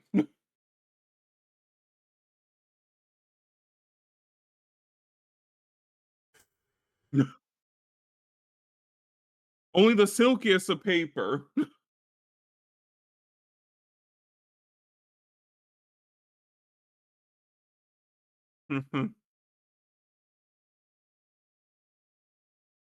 it is that dire, bro. Like I literally just like I get like that's what it is. I get stun locked with rage every time I think about it. I'm like, you actually are utterly incompetent as a company. Yep. When you had a generational layup 18,000 times. Even now, you still have a big layup that you're one of the last few original IP card games out on the global market that is big enough to be known, and you still find ways to screw it over.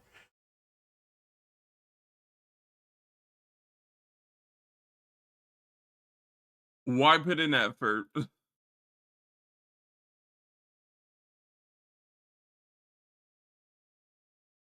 Don't worry about it.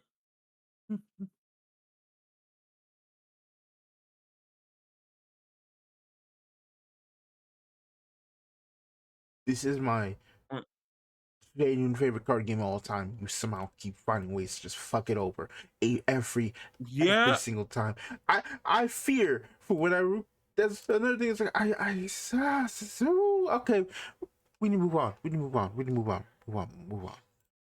I gotta move on. I'm going back to the break recapping and recalling the episode. Okay. Fair. Worlds happen for League of Legends. T1 won again. That's why Faker's on here. Anyway. Gunpla update. I originally was not gonna have one. Oh. Because I'm like, I don't really want to buy a bunch of Gunpla. I kind of bought more I bought the rest of the aerial bots for the Agent Prime set, which is cool. And I Ooh. pre-ordered the stuff for Beyblade, so like that's pretty much it. But today, before I got sick, I don't know if that's how I got sick. I don't know what happened there, but I think it's probably because I didn't have a lot of water today or anything to drink, so I was like just dehydrated maybe. However, Fair. I went to the Hobby Lobby that was right next to this Costco because I had to go to get some stuff at Costco. I went to the Hobby Lobby that's like across the street, and I saw two things that I'm like, oh, I gotta actually buy you. So they had the Master Grade RX-0 Unicorn Gundam. Oh. And I don't know if this is part of the original. Hold on, let's see what the actual thing looks like real quick to explain it. So uh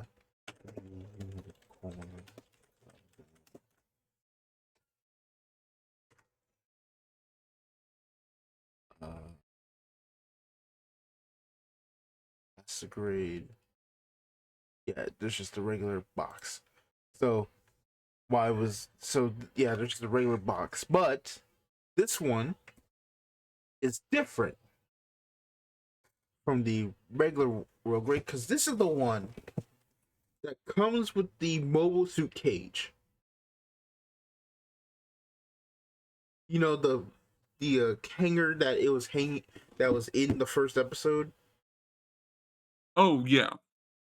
So it is the Master Grade Unicorn Gundam with the hanger cage that acts as a storage device. That's a storage for all the stuff.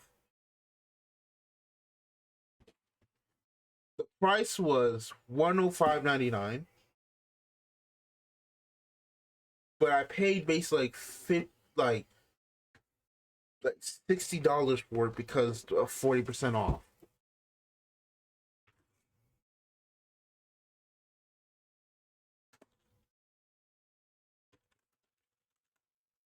So like, oh wow, I actually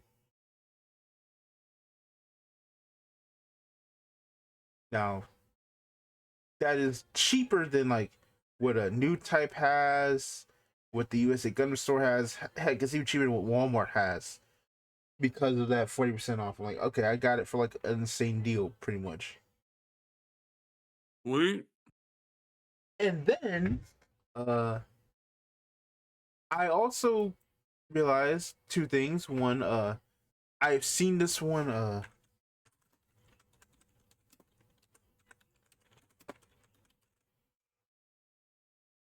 I've seen this one like places, but I didn't actually like know.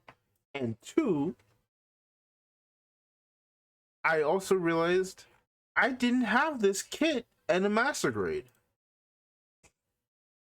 which is crazy. I'm like, considering I'm a big fan of it, I'm like, I don't have this kit in master grade, but this one specifically, I'm like, oh, this is actually pretty cool. So I Gotta have also it now. found the master grade Strike Freedom Gundam Full Burst, and I paid $55 for it.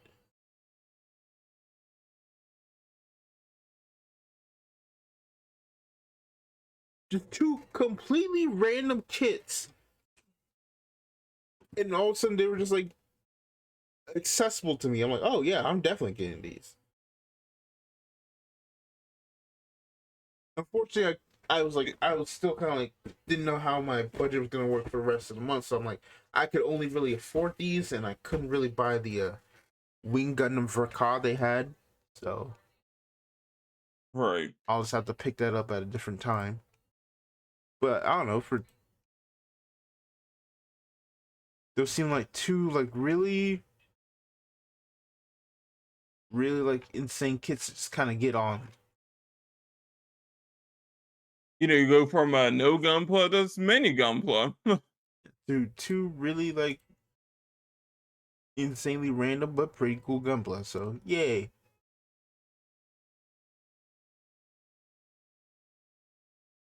All works out. Um,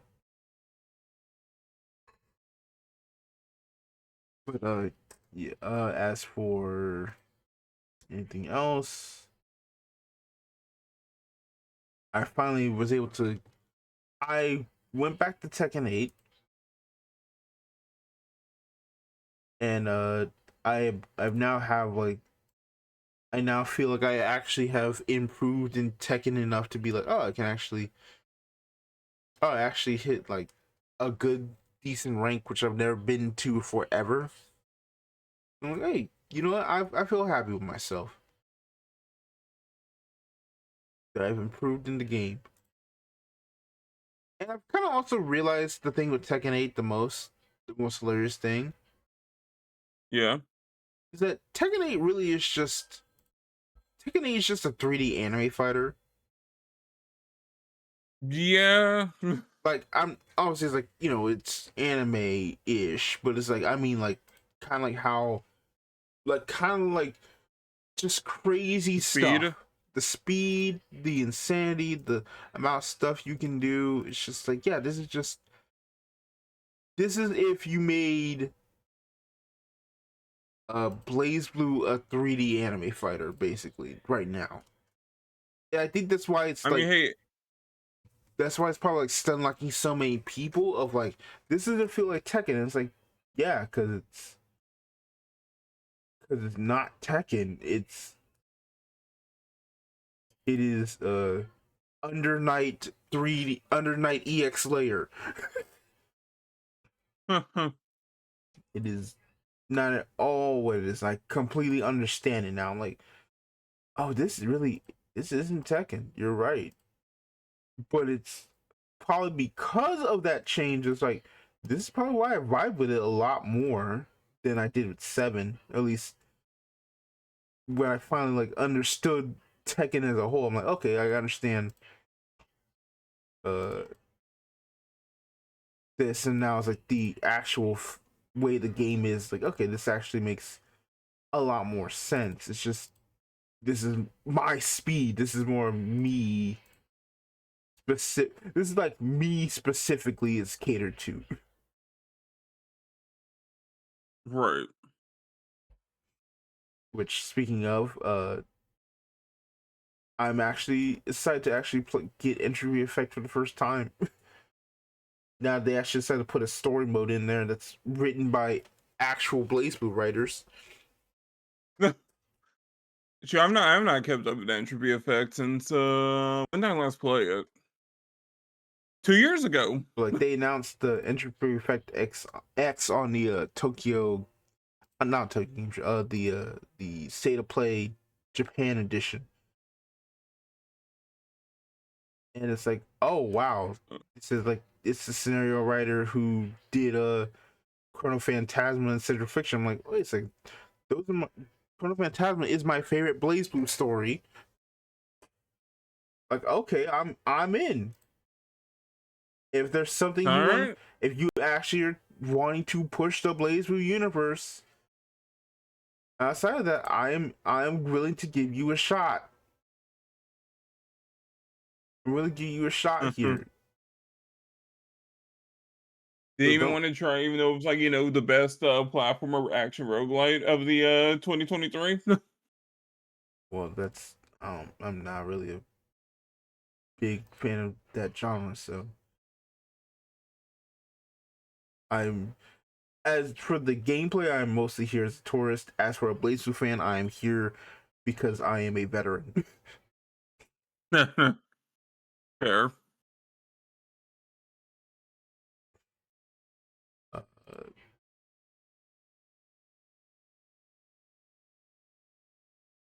I am just yeah, that's kind of it. I also am getting back on the Trails of Daybreak because I'm like, I really need to finish this. So I want to ask you a question as someone who's kind of like, as a genuine question. So Yeah. So here's the deal, right? We released the Trails of the Sky remake. It is here.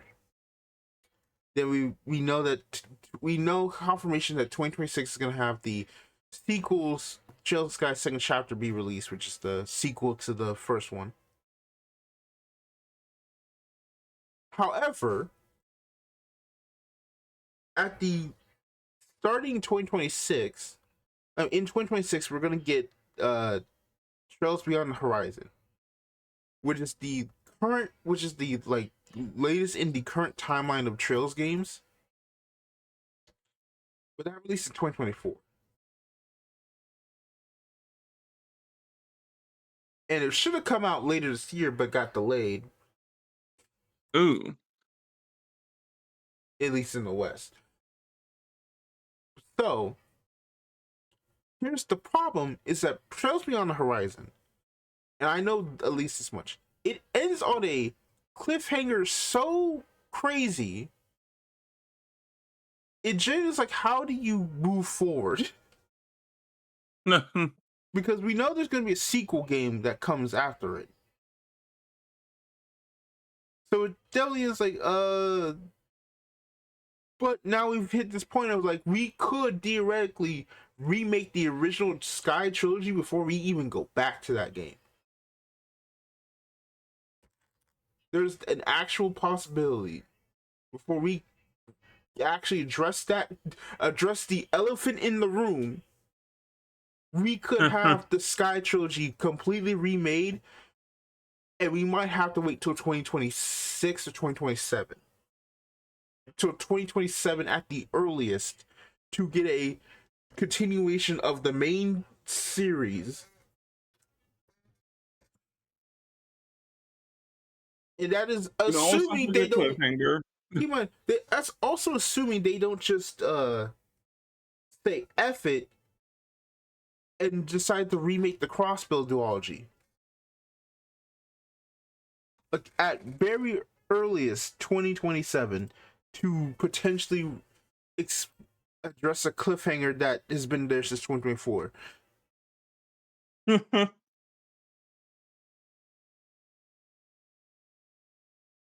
Which is, I mean, that might be the play, actually. Like, just, quote unquote, modernize the rest of the franchise and then keep moving forward. I mean, yes, but also like for people that have gone through, it's like, wait, so we're just gonna leave this here? Like it's in the middle of an arc. It's like 3 games into a 4-game arc, though. That's the problem. Right. We're like already in it, and like we're coming at the climax, and then all of a sudden we just stop, go back to the I mean, past. it gives people time to catch up.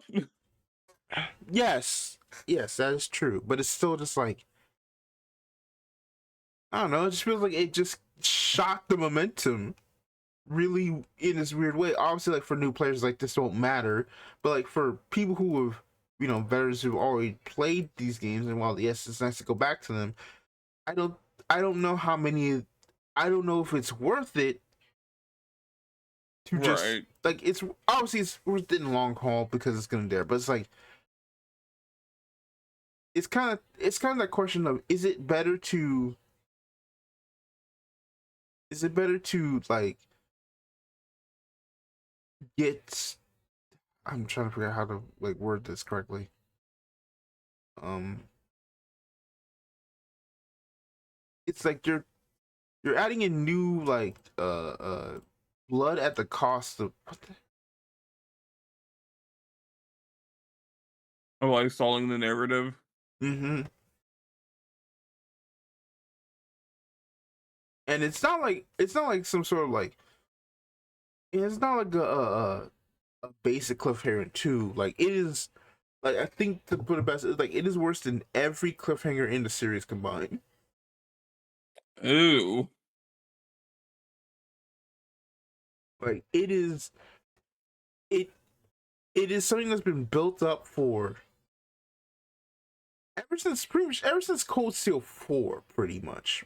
But even then, like the ideas they've had has been since Trails from Zero, which was the 5th game. So these are ideas. This is like an idea they've had for a while, and it's like now they finally have addressed it. But it ends in a way that's like, wait, oh God, what's about to happen? Like there's a certain character's fate who is like, what happens to them? Because it is like it's heavily implied like they just don't exist anymore.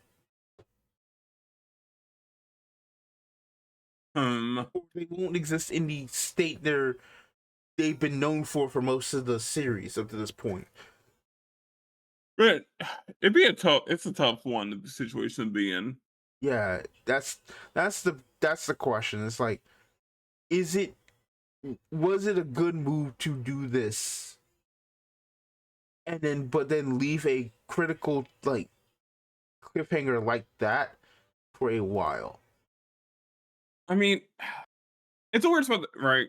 Because like I feel like once you decide you should to start remaking the older games, you're kind of this problem's like inevitable. I Like you're mean, gonna run into it. You're gonna like probably run into this problem. Maybe not this. Maybe not Horizon. Maybe the second part of the next saga, or so on and so forth. Right? that is But it's true. always gonna come to the point where it's like But I feel like We gotta stop what we're doing and start remaking these older like 5 games. but I guess the question is, if we were just one game off from this saga completing, would it been better to just finish that saga and then we just go back and refill everything? Then when we continue to the next saga, because I think if there's anything that Kondo has said, it's like the next like 2 arcs are going to be the end of the series, and we want them to be like somewhat way definitely be shorter. Would it have not been better just to complete the Daybreak and Horizon arc, done the Sky remakes, and then that gives everyone time to catch up so we're all looking forward when we start the next arc? That's also a good point. Like it's a very hard like logistical question to answer, because it's like, Right. because of like how, because like there's no real right answer. Nope.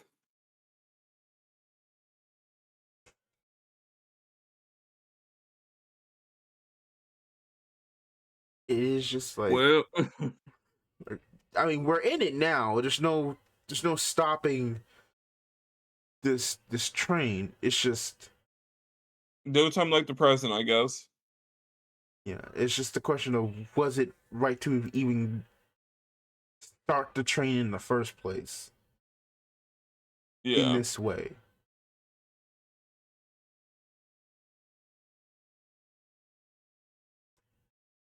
So that's why I was just asking you, like, how does, someone who is kind of like out of the greater, like, who's kind of like a bystander in a sense, Hmm. like, how would you deal with this problem, or what would you think of the idea of this problem? Um.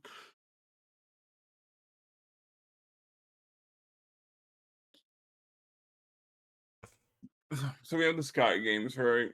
Yes, Do you think the Zero games are also in need of a remake? they are basically on the same engine of the Sky games.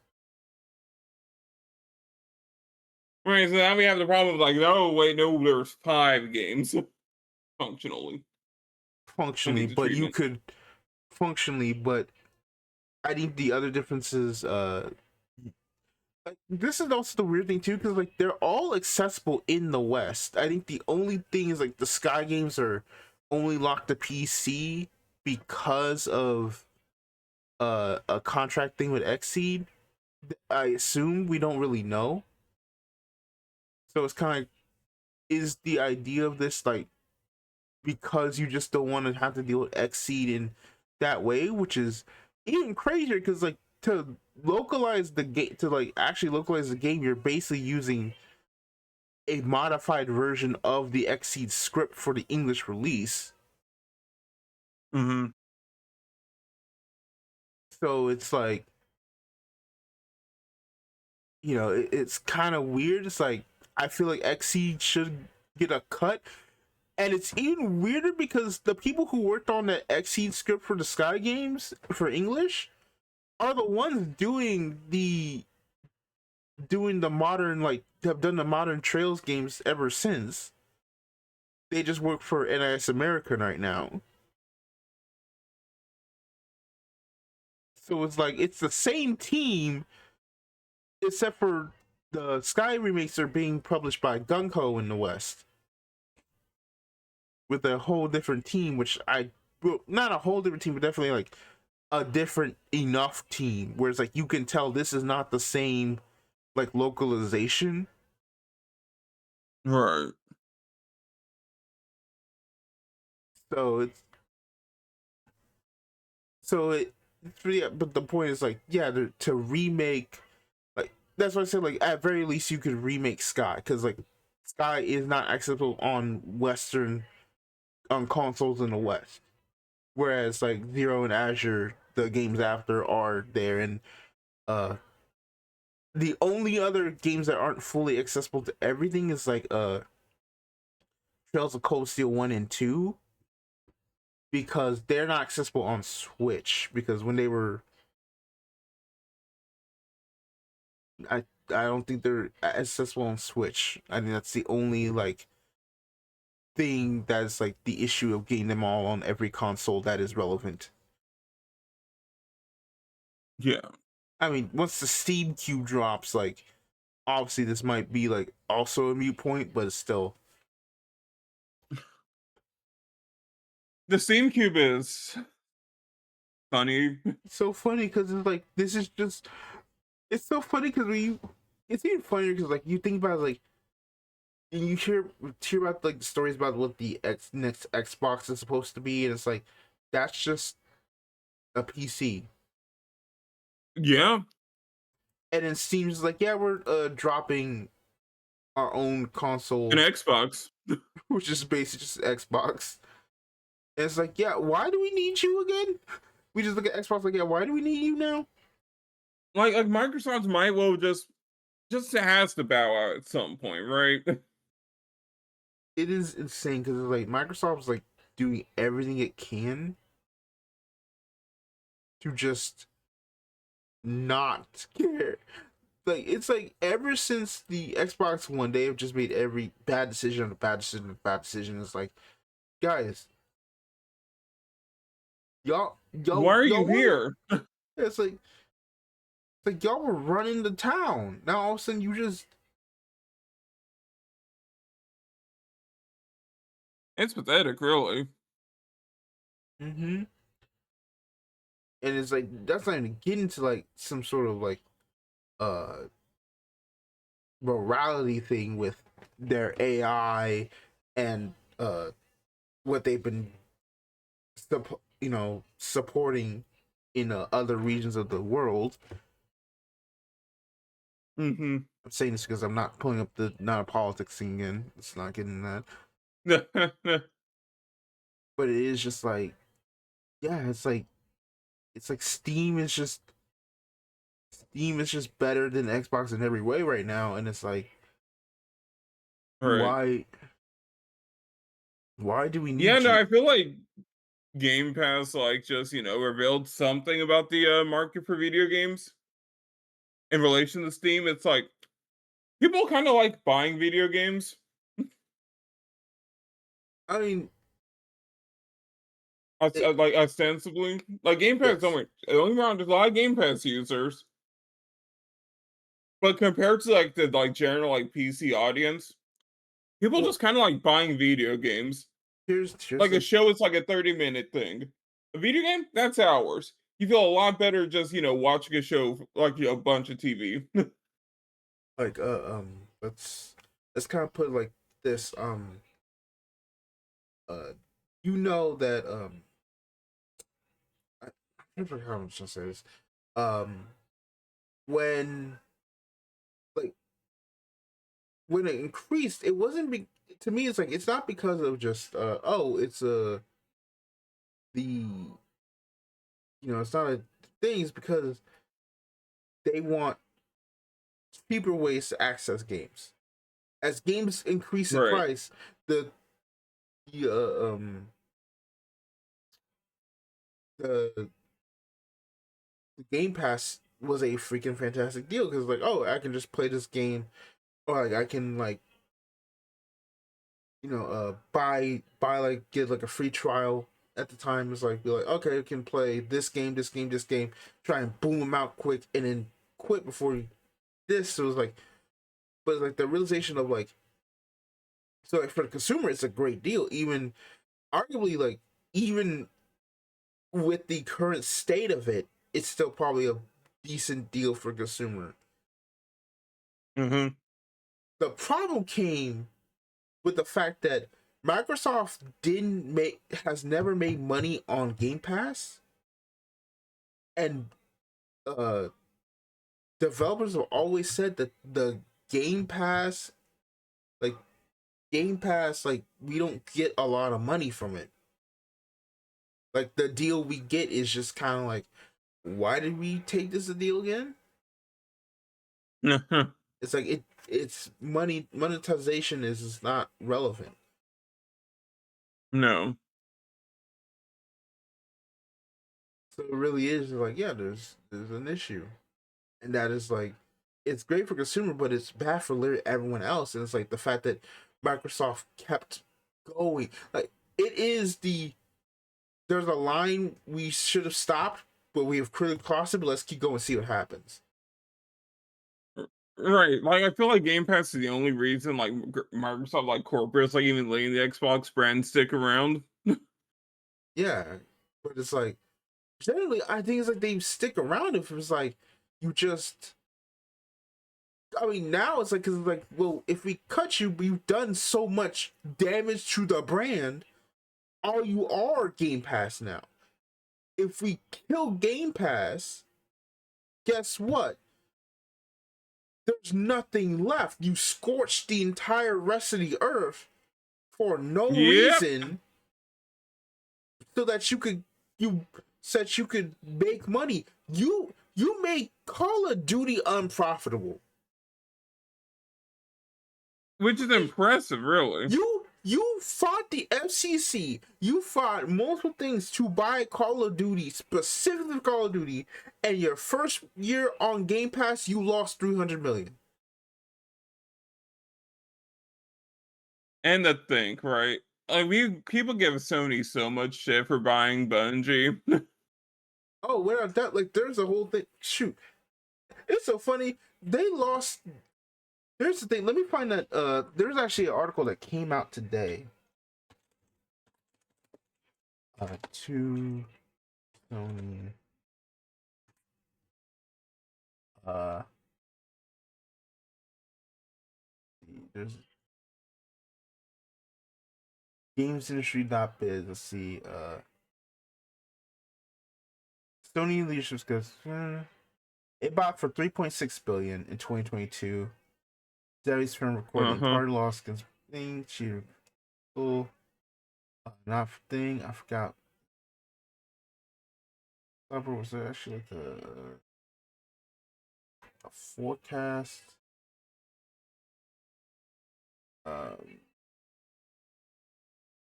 it's failed to meet expectations. Hits a new low player count on Steam.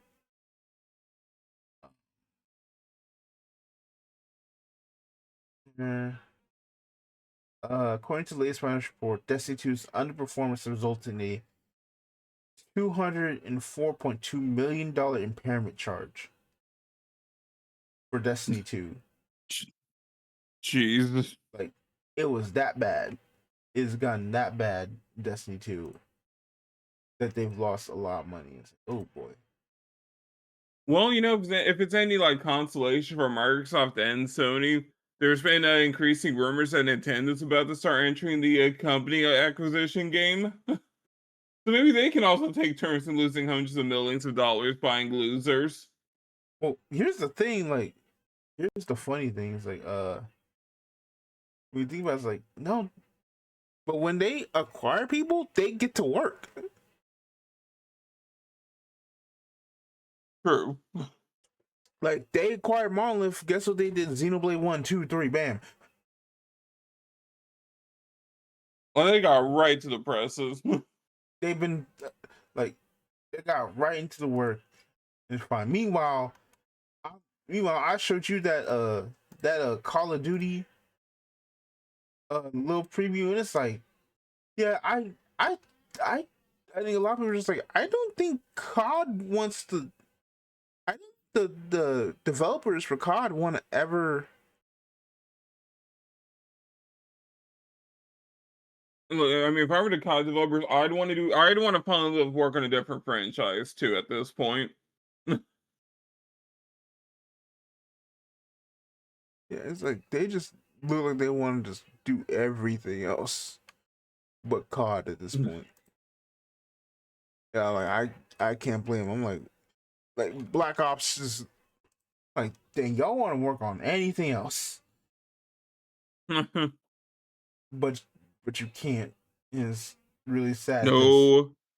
like, I didn't show you the other things, but there was also like little things that were like, oh, they've seen campaigns like, oh, there's like legit like fake AI generated stuff that looks like it was like from Steam and stuff. It's like, oh my god. Yeah, I saw those. Like, it's This is dire. Man, I it's gotta suck to be Miyazaki. Like, sorry, it's like the Studio Ghibli art style is on the face of low quality AI slop. It is just utterly. Like that has to suck. It is despair-inducing.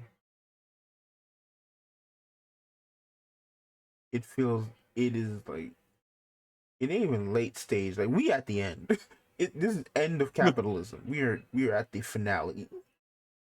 It is a failed system, and we're witnessing the full decline. Yes.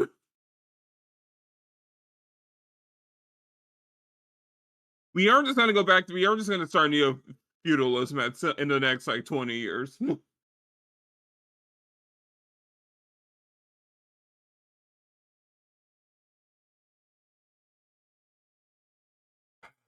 But it's it's just like the point is being like Xbox is just useless, bro. Yeah.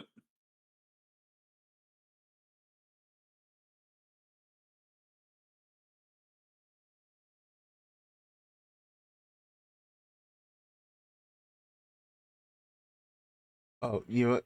Saw the post right here. Sci-fi author. In my book, I invented the Torment Nexus as a cautionary tale. Tech company. God, I love. Yeah.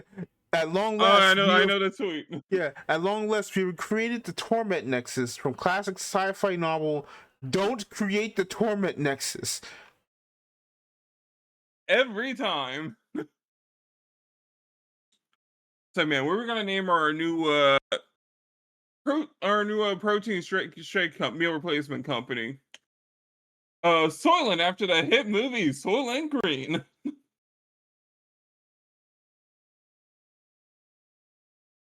Skynet's a thing. The evil over Palantir's a thing. So on and so. Like, how does this keep happening?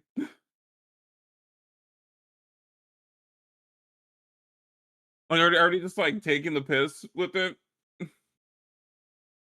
Oh yes, if we name our evil company after evil thing, surely no one will actually question us. It'd be too on the nose. God.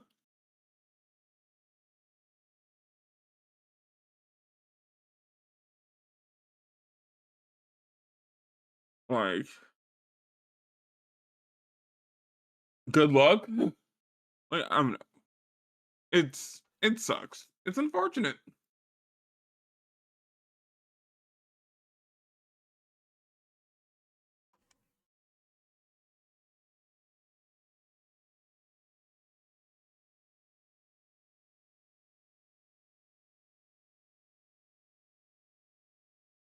Things went downhill after NFTs. Huh? Things went downhill after NFTs. Yeah. I think the real, like, if you really want to think about what the butterfly was in this timeline, the guy getting banned from World of Warcraft and deciding to create Bitcoin as it in anger. I think that's what really did it. An angry WoW player inventing Bitcoin.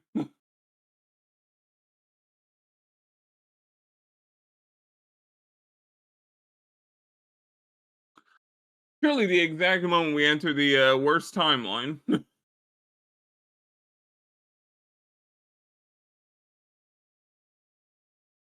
Well, the worst of the worst of the worst timeline.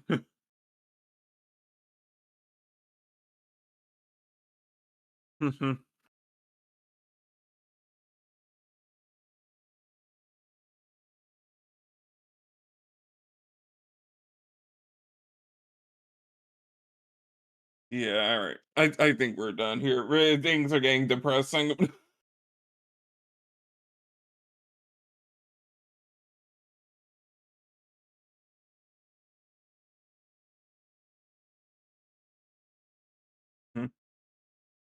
Yeah, we're done here. At least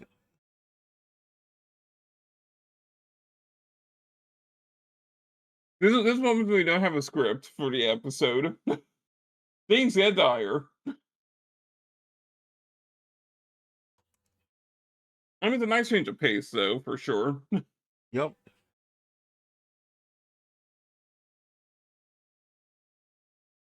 But Dora has a last name. What, huh? Yeah. You're lying. Yeah. Like Toonhive said, happy 35th birthday to the talented Kathleen Hairless, the original voice of Dora Marquez and the voice of Dora's mom on the Dora reboot. Yeah, no, I'm just not taking that last name as canon. You can't make me.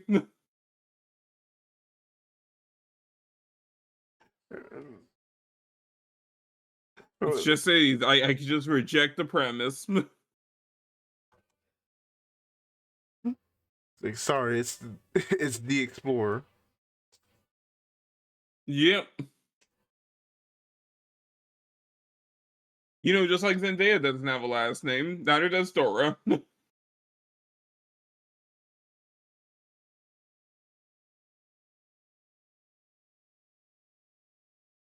Sorry.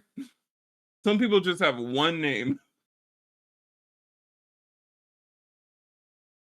Yeah. So on And that's A-okay. Call of Duty Black Ops 2 campaign, online only campaign, can't be paused when you're playing solo. Solo players don't get any teammates. If you quit or out too long, it forces you to restart the entire mission. What the? Oh yeah, no, they wanted to be like some like hell divers, I'm pretty sure.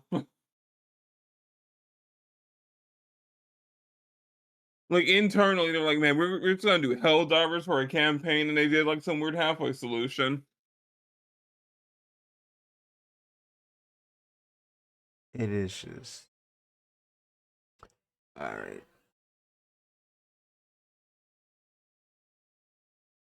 Some are calling it the worst campaign in Call of Duty history. I mean, I don't know, but it's like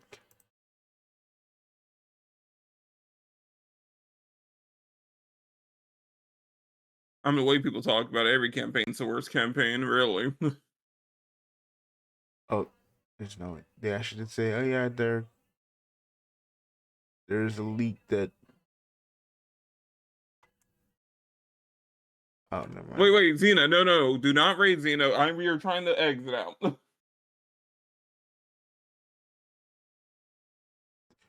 It started raining Gotcha. immediately. We finished the actual. Right. So, welcome in, Raiders. Hi, I'm ZetaZephyr, Ready Streaming Cyborg. How's everyone doing? And how was your stream, Xena? Oh, gosh. Oh, no, you're good.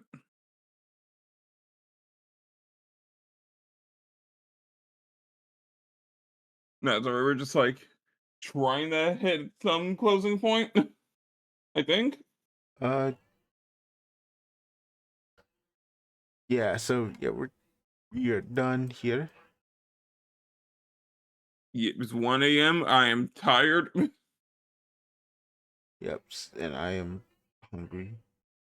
Thank y'all so much for showing up for the podcast. We will be back in 2 weeks when I come back and officially announce my retirement from Carve Vanguard because I didn't get my invite. You're not retiring from Vanguard. Come on. We'll see. Anyway, y'all have a good night, everybody. All right. Yeah. Ooh, fast food similar, but that was fun.